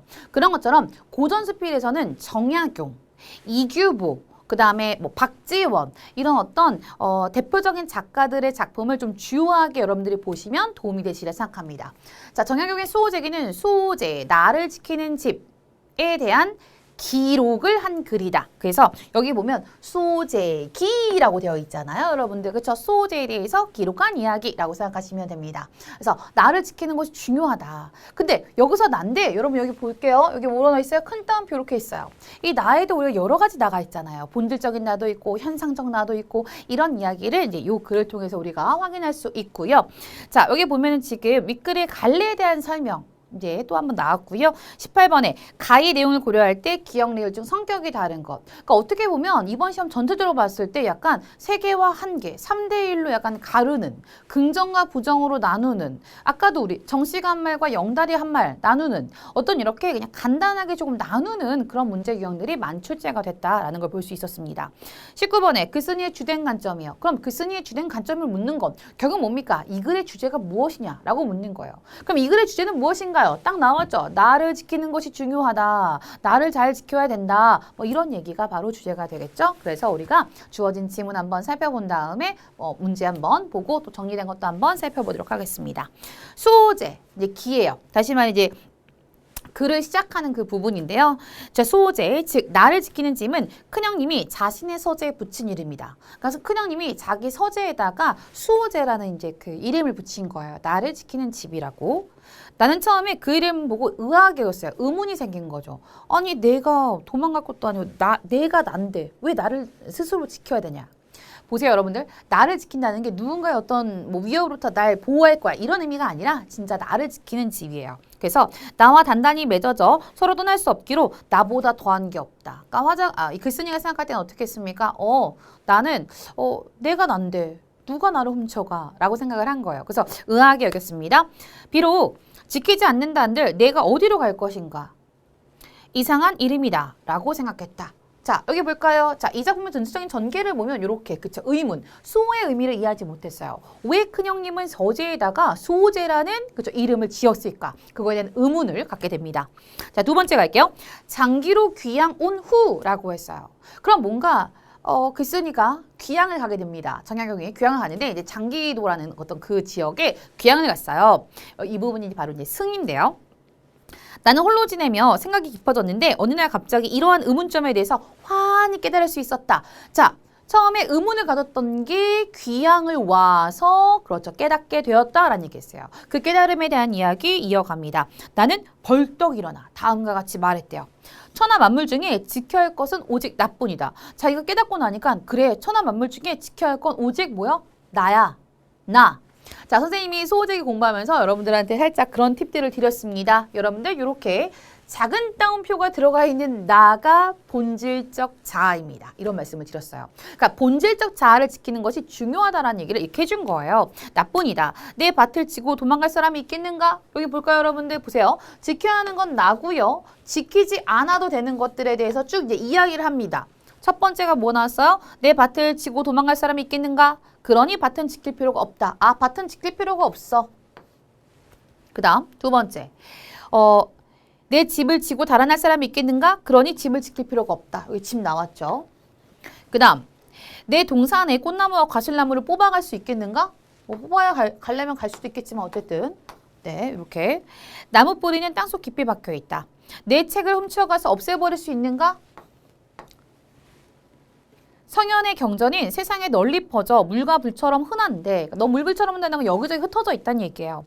누가 능히 없앨 수 있겠는가? 다시 말해서 내 책을 한 권 가져간다고 해서 내가 그 책 안에 있는 내용을 또 못 구하는 건 아니죠. 내 옷과 양식을 도둑질하여 여기 나와 있죠. 양식 도둑질하여 나를 궁색하게 만들 수 있는가? 천하의 실이 모두 내 옷이 될 수 있고 그 다음 천하의 음식이 곡식이 모두 내 양식이 될 수 있다. 도둑이 비록 훔쳐간다 한들 하나둘에 불과할 터. 천하의 모든 옷과 곡식을 다 없앨 수는 없다. 따라서 천하의 만물 중에 꼭 지켜야만 하는 것은 없다. 그러니까 천하의 모든 물건 중에 정말 지켜야 할 건 나고요. 지키지 않아도 되는 건 이거래요. 그러면 여기서 쭉 보면은 내가 지키지 않아도 될 거를 쭉 뭐였습니까? 예를 들어줬죠? 예시 있었고요. 처음에 지켜야 할 것과 지키지 않아야 될 것, 그죠? 대조의 방법 사용됐고요. 그 다음에 쭉 나열했죠. 이렇게 우리가 서술상 특징에서 이렇게 비슷한 것들을 쭉 나열하는 걸 뭐라고 합니까? 그렇죠. 열거법이라고 합니다. 여러분들. 열거법 이렇게 나와 있었고요. 그러니까 여기서 보면은 계속 그래야겠는가? 아니다. 그래야겠는가? 아니다. 이런 식으로 지금 뭐예요? 문답법. 또 있었고요. 그 다음 너무 뻔한 거에 대해서 꼭 뭐예요? 답을 묻는 질문문, 의문문 형식으로 본 건 아니겠죠? 그래서 서리법도 나왔습니다. 그래서 지금 여기가 이제 시험에서 가 부분이라고 되어 있습니다. 가, 그렇죠? 지문상 가 부분을 선생님이 이렇게 좀 정리를 좀 해봤고요. 그래서 지켜야 하는 것에는 나예요. 근데 뒤에서 이제 나오죠. 왜 그럼 나는 지켜야 되는가? 이 뒷내용이고요. 여기 보면은 이제 다른 사람이 가져갈 수 없고 완전하게 없앨 수 없으니까 대체할 수 있다는 얘기를 합니다. 그 얘기를 이제 쭉 가해서 이제 얘기를 한 거고요.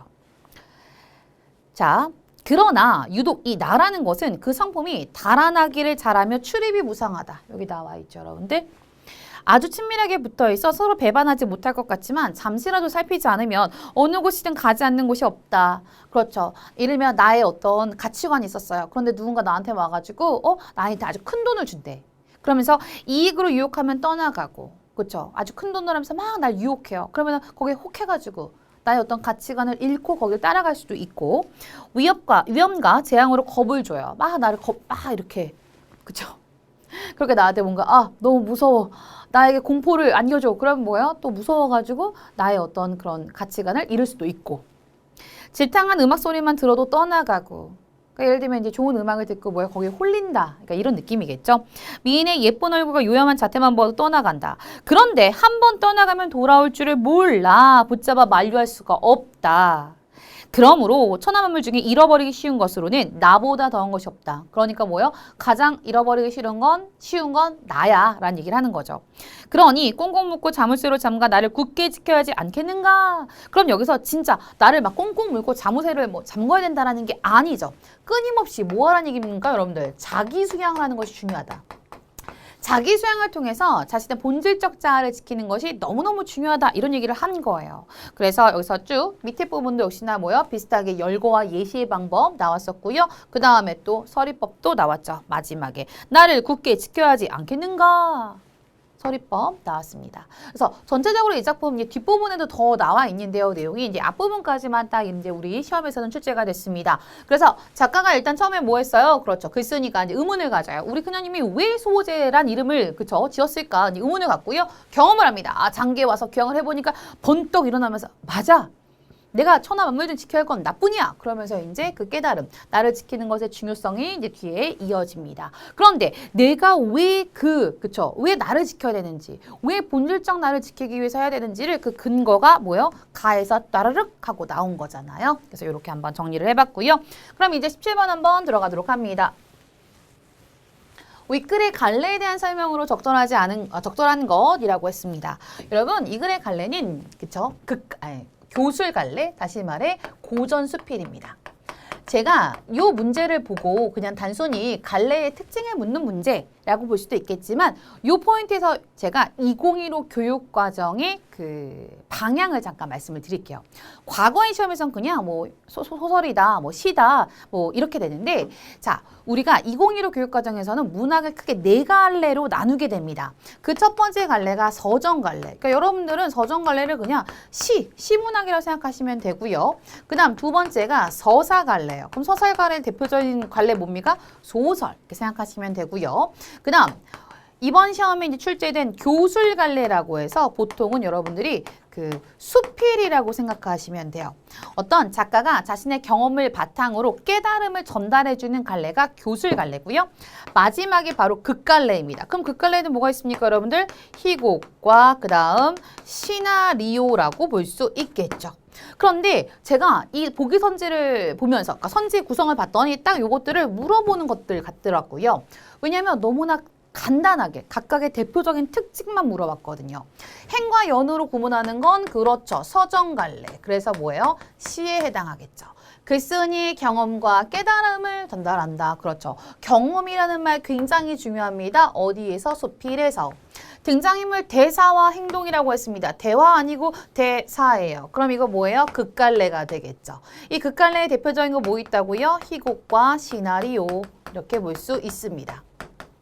그 다음 마지막 형식에 반영하여 있을 법한 이야기를 꾸며내는 거 허구적인 이야기 그럼 얘 뭡니까? 서사갈래 네, 그 다음에 소설이라는 갈래를 떠올리시면 될 것 같아요. 그래서 얘는 교술갈래다.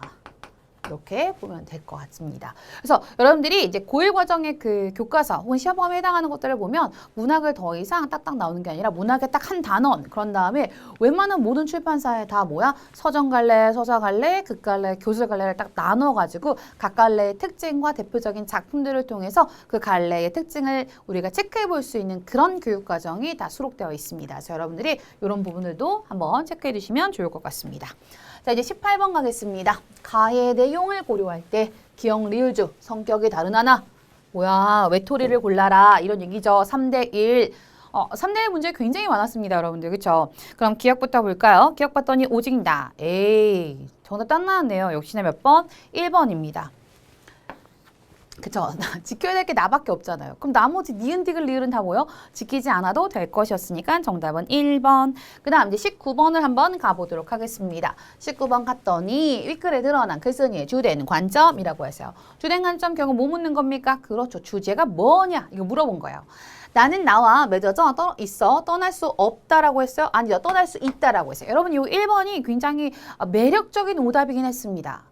그럴듯해. 근데 떠날 수 있어. 그러니까 어떻게? 자기 수양, 철저하게 자기 수양하면서 뭐요? 꽉꽉 나를 지켜야 해 라는 얘기를 했죠. 천하인 나보다 지켜야 할 소중한 것이 많지 않습니다. 나는 나와 타인을 위해서 독서를 해야 된다. 또 뭐? 타인을 위해서 책을 읽으라고? 그런 얘기 언급하지 않았습니다. 나는 나를 잃어버리지 않게 잘 지켜야 된다. 이게 가장 중요하죠. 본질적 나를 지키는 것이 중요해. 그래서 본질적 자아를 지키는 것의 중요성에 대해서 쓴 수필이었다라고 기억해 주시면 좋을 것 같습니다. 자, 이제 드디어 문학 안녕. 어디로 갑니까, 여러분들? 그렇죠. 독서로 갔습니다. 제가 이 독서의 김정수의 바닷속 미세 플라스틱 위험이라는 요 글 같은 경우도 제가 좀 놀랬던 게 뭐냐면 여러분 독서는 제가 개념만 여러분들 명확하게 하시고요. 그런 다음에 다양한 어떤 지문을 풀어보시는 게 좋습니다. 라고 늘상 말씀드려요.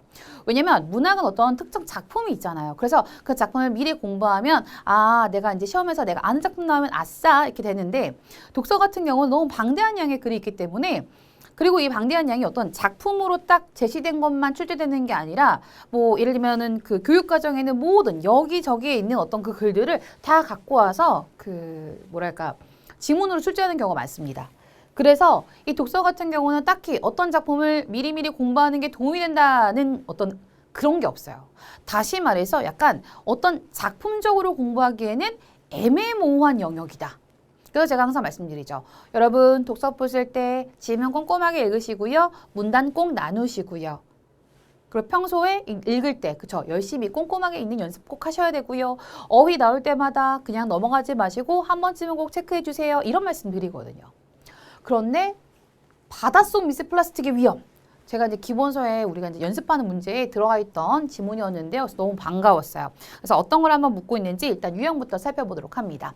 서술 방식 100% 나옵니다. 유형 변화 거의 없었다고 말씀드렸죠. 그 다음 21번 일치하는 하지 않는 것이라고 했으니까 이게 뭡니까? 내용 일치 문제 늘상 나옵니다. 선생님 그래서 지금 지문 읽어가면서 바로 일치 문제 한번 풀어볼 거고요. 22번에 기억과 같은 의미라고 했습니다. 기억 뭐요? 문맥적 의미 묻는 문제 나왔는데요. 이 문제 쉽게 푸는 팁도 여러분들 오늘 이 시간을 통해서 알려드리도록 하겠습니다. 내용일치 문제예요. 일단 선지가 한 문장이 너무 길어. 너무 힘들어. 나 이거 어떻게 기억해? 라고 생각하실 수도 있는데 제가 알려드린 방법. 아까도 제가 문학에서도 말씀드렸지만 항상 여러분 어떻게? 그렇죠. 선문제, 후지문. 문제를 먼저 파악하시고 지문을 먼저 보시는 것이 좋습니다. 모든 문제를 꼼꼼하게 보라는 것이 아니라 문제에서 무엇을 묻고 있는가? 이게 중요하다. 그럼 일단 두 번째 포인트 뭡니까? 문제 확인했어. 그런 다음에요. 그죠? 기계적으로. 문단 나누셔야 합니다. 문단을 나눠서 실시간으로 확인해라. 그 첫 번째 문단부터 한번 들어가도록 합니다. 미세 플라스틱이 사람들의 눈길을 끌기 시작한 것은 오래되지 않았다. 전 진짜 솔직히 말씀드리면요. 이렇게 딱 기억 나왔잖아요. 그럼 내용일치 문제라서 이렇게 실시간으로 푸는 거지만 22번에 먼저 이 문제를 풀고 갑니다. 왜냐하면 여러분들 시간이 없잖아요. 그런데 어휘 문제 같은 경우는 그렇게 시간을 많이 투자하지 않더라도 빠르게 정답을 좀 찾을 수가 있지만 뭐 내용일치 문제라든지 이런 것들은 조금 열심히 꼼꼼하게 읽어야 하기 때문에 시간이 좀 더 들어요. 만약에 난 시간이 없다. 그러면 저는 제일 먼저 학생분들한테 어휘 문제를 빨리 풀어라 라는 말씀을 드리거든요. 그래서 이왕 첫 번째 문단의 첫 번째 문장에 나왔으니까 우리 한번 오늘은 문제를 거꾸로 한번 가보도록 할게요. 자, 미세 플라스틱이 사람들의 눈길을 끌기 시작한 것은 오래되지 않았다라고 했어요. 여기서 보니까 지금 뭐라고 했습니까? 눈길을 끌기 시작하다 이렇게 나와 있습니다. 제가 여기서 비슷한 문맥적 의미를 찾기 팁을 드렸어요. 그 첫 번째가 무엇이냐? 바로 이 기억 앞에 오는 문장 성분을 확인해라 라고 했어요. 그럼 눈길을 끌기잖아요. 눈길을 끌다요. 그럼 얘 뭐 들어갔습니까? 목적어. 목적어구나. 그럼 첫 번째, 첫 단계에서 목적어란 걸 알았어요. 그럼 저 한번 해볼까요? 상자가 끌다. 상자가 무거워 상자를 들거나 끌다. 앞에 여기 물론 생략이 되어 있었죠. 상자를이라는. 여기 생략이 되어 있었다. 그 다음 어쨌든 여기서 이제 목적어가 안 보입니다. 2번 이 제품의 디자인은 관심을 끌기 힘들다. 눈이 많이 내려서 자동차를 끌기 힘들다. 더 이상 할 얘기 없어 시간을 끌기 없는다. 얘는 생략되어 있고 나머지는 다 을르르 있어. 그럼 일단 뭐예요? 정답에 그 후보에 올려도 됩니다. 같은 문장 성분이 있는 것들은 일단 여러분들 후보에 올리세요. 그럼 두 번째 포인트가 정말 중요한데 이 어휘의 성격을 비교해 보면 됩니다. 그럼 어휘의 성격이라는 건 무엇이냐? 여기서 보니까 지금 요 눈길이라는 거잖아요. 그럼 여기 선생님이 지금 동그라미 친 것과 눈길을 여기서 눈길은 눈이 내린 길 아니죠, 여러분들? 요 눈길을 말합니다. 요 눈길과 가장 성격이 비슷한 단어를 찾아보세요. 그럼 뭔가 여러분들 상자 아니죠. 상자와 자동차는 확실하게 아니고 관심과 시간이랄 때 우리가 눈길을 끈다는 건 관심을 갖게 된다는 거잖아요. 정답은 2번이요. 선생님 저는 이런 방법 아니어도 2번 풀 수 있어요. 네, 가능합니다. 그런데 중요한 건 뭐냐면 이 문제는 조금 난이도가 괜찮았지만 여러분들이 이런 어휘의 문맥적 의미, 같은 어휘, 비슷한 어휘의 문맥적 의미를 묻는 문제 유형에서 이런 방법으로 여러분들 찾아가시면 굉장히 쉽게 풀 수 있다는 거. 그래서 이런 방법들을 가지고 고등학교 과정에 모의고사에 한번 적용해 보시면 정말 이거 쉽게 풀 수 있구나라는 어떤 자신감을 또 가지실 수 있을 것 같아요. 그래서 22번에 2번이었고요. 그럼 이제 우리 21번에 내용일치 문제 풀면서 함께 지문을 읽어 나가 보도록 하겠습니다. 자, 문단 나누기 하셨죠? 자, 첫 번째 문단부터 들어가도록 합니다. 미세 플라스틱이 사람들의 눈길을 끌기 시작한 것은 오래되지 않았다. 불과 10년 전까지만 해도 사람들은 버려진 그물에 걸리거나 떠다니는 비닐봉지를 먹이로 잘못 알고 삼켰다가 죽은 해양 생물의 불행에만 주로 관심이 있었대요. 그러니까 뭔가 그 미세 플라스틱이 사람들의 어떤 삶에 직접적인 영향을 준 게 아니라 그냥 저 해양 생물 되게 불쌍하다. 미세 플라스틱 먹다가 저렇게 됐구나. 안타까워. 이렇게만 생각을 했다는 거예요. 그러다 2004년 세계적인 권위를 지닌 과학 잡지 사이언스의 영국 플리머스 대학의 리처드 톰슨 교수가 바닷속 미세 플라스틱이 1960년대 이후 계속 증가해 왔다는 내용의 논문을 발표했다. 예를 들면 이런 거죠. 이런 전문가의 어떤 연구 결과를 갖고 온다거나 그 다음에 그 연구 결과의 어떤 출처를 이렇게 밝혀주면 당연히 내용의 신뢰성이 올라가겠죠. 그 후로 미세 플라스틱이 해양 생태계에 끼치는 영향을 규명하려는 후속 연구들이 이어졌다. 그러니까 뭔가 우리가 알고 있는 것보다 훨씬 더 뭔가 심각한 상황이었나 봐요. 첫 번째 문단 읽어보도록 했고요. 그럼 1번 볼게요. 미세 플라스틱에 대해 사람들이 관심을 가지기 시작한 것은 오래되지 않았다. 첫 번째, 그쵸? 문단에 나와 있었습니다. 플라스틱이 바다로 흘러 들어간 후에는 물속에 녹아있는 유해 물질을 끌어당긴다. 아직 나와 있지 않죠. 나머지 1문단 읽고 나머지를 확인해 봤는데 아직 우리가 읽었던 내용에서 확인할 수 있는 게 없었어요. 그럼 바로 2번으로 넘어갑니다. 두 번째 문단. 자, 해양 생물들이 플라스틱 조각을 먹이로 알고 먹으면 포만감을 주어 영양 섭취를 저해하거나 장기의 좁은 부분에 걸려 문제를 일으킬 수 있다. 그러니까 뭔가 문제점이 있죠. 또한이 나왔습니다. 그럼 또한이 나왔다는 건 앞 내용과 비슷한 내용이 이어진다는 거죠. 플라스틱은 제조 과정에서 첨가된 잔류성 유기 오염물질을 포함하고 있으며 바다로 흘러 들어간 후에는 물속에 녹아있는 유해 물질까지 끌어당긴다. 그러니까 미세 플라스틱 자체도 안 좋은데 걔네가 이제 바다에 들어가면 그 바닷속에 안 좋은 성분까지 마구잡이로 끌어당긴다는 거예요. 미세 플라스틱을 먹이로 착각하고 먹은 플랑크톤을 다시 또 누가 먹습니까? 작은 물고기. 작은 물고기를 다시 큰 물고기. 그럼 큰 물고기 누가 먹어? 사람이 먹죠. 그래서 큰 물고기를 섭취하는 먹이사슬 과정에서 이 농축이 되는 거예요. 미세 플라스틱의 독성 물질은 해양 생물의 생식력을 떨어뜨리게 된다. 그래서 많이 번식도 못 하고요. 그렇죠? 어떤 어류가 그렇죠? 멸종이 될 수도 있고요. 여러 가지 어떤 문제점이 있다. 그렇죠? 그럼 조금 전에 요거 나왔죠? 끌어당기고요. 또 미세 플라스틱이 오염된 해양 생물은 인간이 섭취해도 아직 안 나왔고요. 먹이사슬 과정에서 미세 플라스틱에 농축된 독성 물질은 해양 생물의 생식력을 떨어뜨릴 수 있다. 방금 전에 읽었습니다. 그러면 우리가 3번이 정답이겠거니 라고 생각할 수 있는데요. 좀 더 명확한 정답 확인을 위해서 마지막 문단 읽은 다음에 선생님이 정답 체크해 보도록 하겠습니다. 자, 마지막 문단입니다. 미세 플라스틱은 인간에게도 드디어 나오죠. 위협이 될 수 있다. 한국해양과학기술원의 실험 결과, 이런 식으로 실험 결과 갖고 나왔습니다. 뭔가 내용의 신뢰성, 그쵸? 그 다음에 타당성을 부여해주죠. 양식장 부표로 사용하는 발포 스트랜은 나노 크기까지 쪼개지는 것으로 확인됐다. 나노 입자는 생체의 주요 장기는 물론 뇌 속까지 침투할 수 있는 것으로 알려져 있다. 나노 입자가 여러분들 그냥 생체의 어떤 장기는 물론이고 이제 뇌까지 올라갈 수 있대요. 내장을 제거하지 않고 통째로 먹는 작은 물고기나 조개류를 즐기는 이들은 수산물의 체내에서 미체, 그러니까 수산물, 그 작은 물고기나 뭐 조개, 얘네들이 이제 미세 플라스틱을 먹고 그거를 이제 그 배출하지 못했는데 그 배출하지 못한 그 수산물을 우리가 먹는다는 거죠. 체내에서 미처 배출하지 못한 미세 플라스틱을 함께 섭취할 위험이 높아지는 셈이다. 갑자기 이 글을 읽었더니 그쵸. 과거에 먹었던 조개구이가 소중해지고 막 이런 것 같아요. 어쨌든 미세 플라스틱에 오염된 해양 생물을 인간이 섭취해도 유해물질을 모두 몸 밖으로 배출된다. 에이, 그렇지 않기 때문에 인간에게도 위협이 된다라고 얘기를 했죠. 정답은 그래서 3번입니다. 자, 이제 20번으로 올라갈게요. 우리 지금 거꾸로 가고 있어요. 그렇죠? 서술 방식입니다. 사실 서술 방식도 쟤는 어떻게 푸냐면, 그러니까 이래요. 저는 예를 들면 이제 지문이 있잖아요. 그럼 지문에 문단 단독을 한 다음에 한 문단 읽고 서술 방식이나 예를 들면 내용일치 문제 같은 경우는 여러분 저는 꼭 풀어요. 그 다음에 뭐 예를 들면 어휘 문제 기억 나왔다. 기억도 저는 봐요. 그러니까 다시 말해서 한 지문을 약간 이렇게 부분적으로 보면서 분석적으로 실시간으로 내가 확인할 수 있는 모든 것들을 체크하는 거죠. 이게 처음에는 굉장히 복잡하고 난 정신사나워 이렇게 생각하실 수도 있는데 여러분들 지문이 길어진다고 생각해 보세요. 정말 효과적인 방법이라는 거. 그리고 처음부터 이렇게 연습하시면 이후에 고등학교 고졸 검정고시뿐만 아니라 그 다음 나머지 다른 어떤 그렇죠. 긴 지문이라든지 많은 정보량을 가지고 있는 문제를 푸시는데도 도움이 될 겁니다. 자, 미세 플라스틱의 장단점 없었고요. 미세 플라스틱의 위협에 대한 해결책. 여러분 이거 어떻게 해야 됩니다. 우리 이 미세 플라스틱을 해결하기 위해서 이런 것들을 해야 합니다. 이런 얘기 나와 있지 않았습니다. 제조 과정 없었고요. 미세 플라스틱 증가를 뒷받침하는 정보의 출처를 밝히고 있다. 자, 정보의 출처 어디 있었습니까, 여러분들? 첫 번째 문단에서 60년대 이후, 그쵸? 리처드 톰슨 교수의 그 연구 결과 있었고요.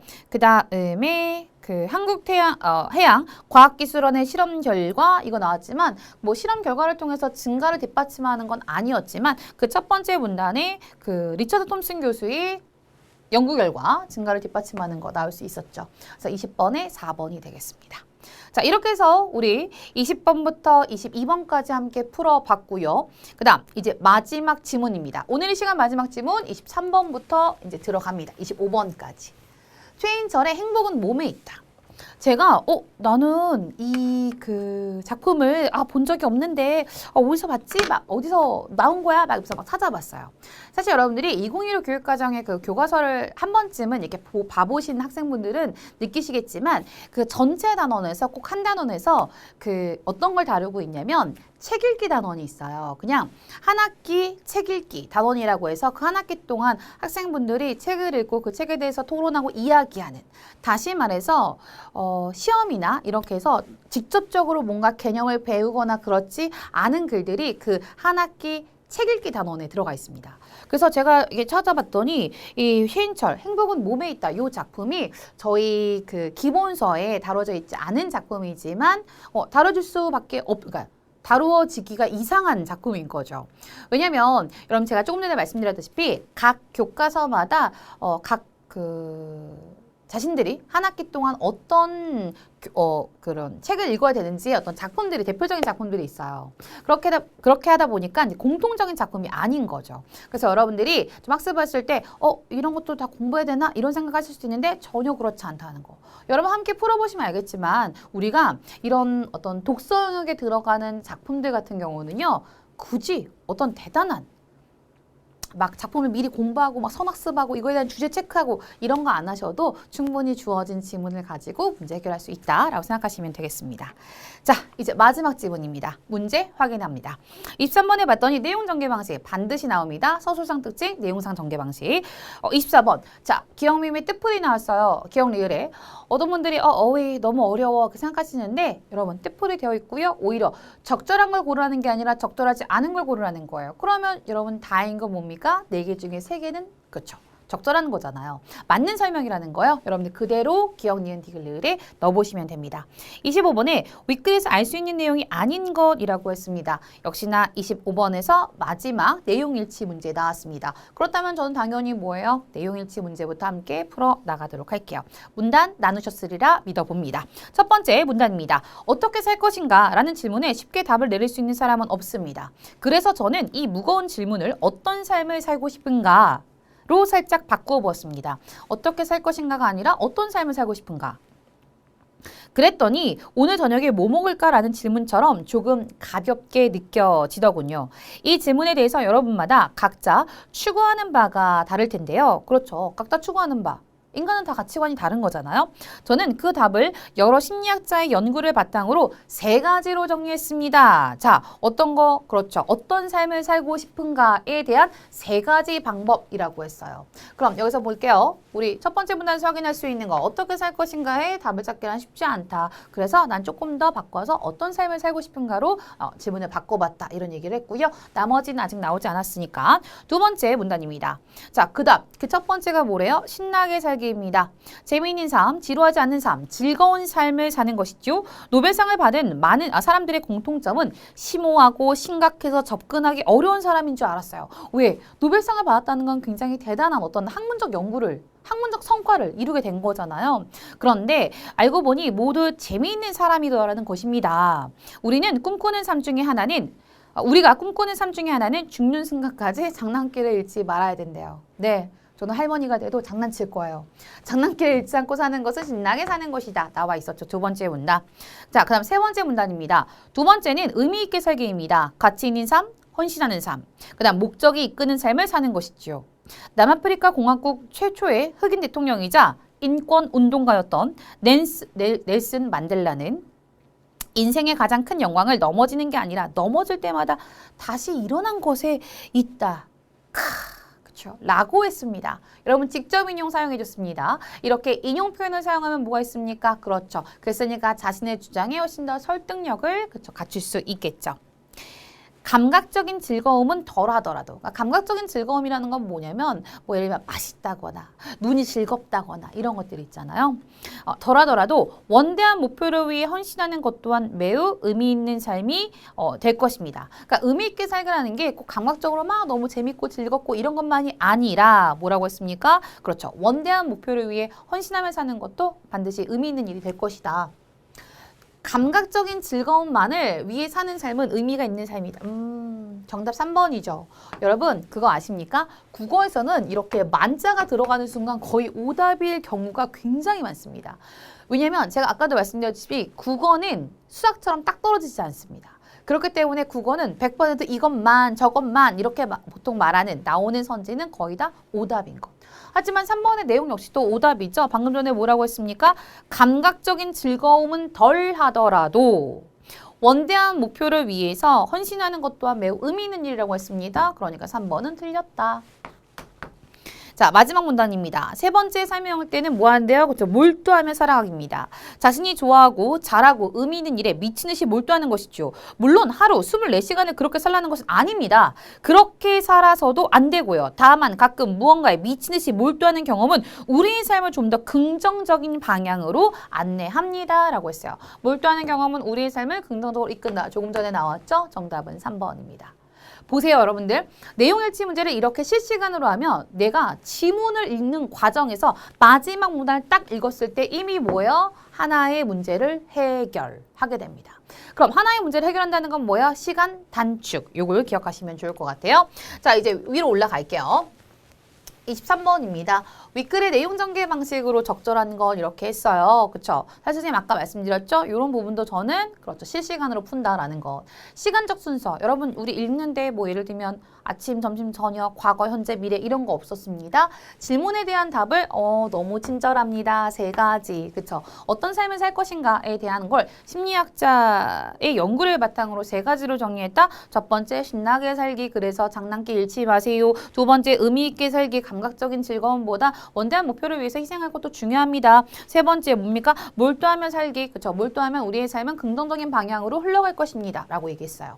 그래서 정답은 2번이 되겠네요. 그래서 대상의 차이점을 중심으로 그 특성을 제시하고 있다라고 했는데 차이점 따로 없었고요. 서로 다른 관점을 절충. 의외로 고등학교 과정에 이제 학생분들이 저한테 절충이라는 말을 굉장히 많이 물어보더라고요. 절충은 쉽게 설명드리면 그렇습니다. 짜장면과 짬뽕 중에 짜장면과 짬뽕 중에 그렇죠. 어떤 걸 선택할까? 그래서 뭐요? 짬짜면. 이게 바로 절충이라고 생각하시면 돼요. 그렇죠? A와 B라는 안이 있는데 그렇죠. 어느 한쪽을 선택할 수 없을 때 A의 장점과 B의 장점을 함께 이렇게 어우르는 게 바로 절충이다. 그래서 서로 다른 관점을 절충하여 새로운 이론을 제시하고 있다. 이렇게 생각하시면 될 것 같고요. 그 다음 24번. 정말 실질적으로 마지막 문제네요. 기억봤더니 추구하다요. 목적을 이룰 때까지 뒤쫓아 구하는 것. 맞죠? 그 다음 니은 갑니다. 심오한 것. 대부분의 노벨상을 탄 사람들이 막 심오할 거라 생각하지만 그렇지 않았다라고 했죠. 사상이나 이론 따위가 깊이가 있고 오묘한 것, 심오한 것 맞죠. 그 다음 디귿 갑니다. 접근하기 어려운 사람인 줄 알았는데 여러분 접근하는 게 멀어지는 겁니까? 아이고 이런.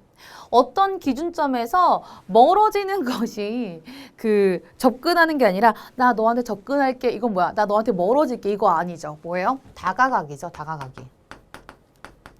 그리고 리을 봤더니 원대한 목표였어요. 계획이나 희망 따위 장래 성과가 규모가 큰, 그래서 원대하다 이런 의미로 우리가 찾을 수 있겠죠. 정답은 그래서 몇 번? 3번이 되었습니다. 네, 그래서 24번에 3번까지 함께 풀어봤어요. 그래서 우리가 아까 전에 25번 같은 경우는 이미 우리가 한번 문제를 그죠? 완벽하게 해결을 했고요. 자, 이렇게 선생님이 전체적으로 이제 1번부터 25번까지 다 해결을 해봤습니다. 사실 여러분들의 이제 합격을 기원한다. 그러니까 이런 저의 마음을 조금 전달하고 싶어서 이렇게 준비를 좀 했는데 여러분 오늘 이 시간 여러분 1번부터 25번까지 우리가 하나하나 다 살펴봤어요. 정말 욕심 같아서는 마음 같아서는 관련된 개념 하나하나 다 정리드리고 싶은데 일단 시간에 어떤 제약도 있고요. 여러분들이 이번 시험이 그러니까 2015 교육과정에 반영된 첫 시험이니만큼 여러분들이 뭔가 대단히 기대도 많이 하셨을 텐데 결론적으로 말씀드리자면 큰 변화는 없었다라는 것. 그래서 기존의 기출 문제 유형도 함께 그쵸 병행하면서 학습하시면 훨씬 더 효율적인 학습이 되실 거라 생각합니다. 시험을 보셨던 학생분들은 정말 고생 많으셨고 앞으로 시험을 볼 학생분들께서는 제가 오늘 말씀드린 이 시간을 통해서 말씀드린 어떤 문제를 푸는 팁이라든지 그 다음에 경향이라든지 유형이라든지 이런 것들 잘 참고하셔서 학습에 도움되시길 바라겠습니다. 여러분들의 합격 혹은 고득점 혹은 만점을 기원하면서 저는 여기서 인사드리도록 하겠습니다. 고맙습니다.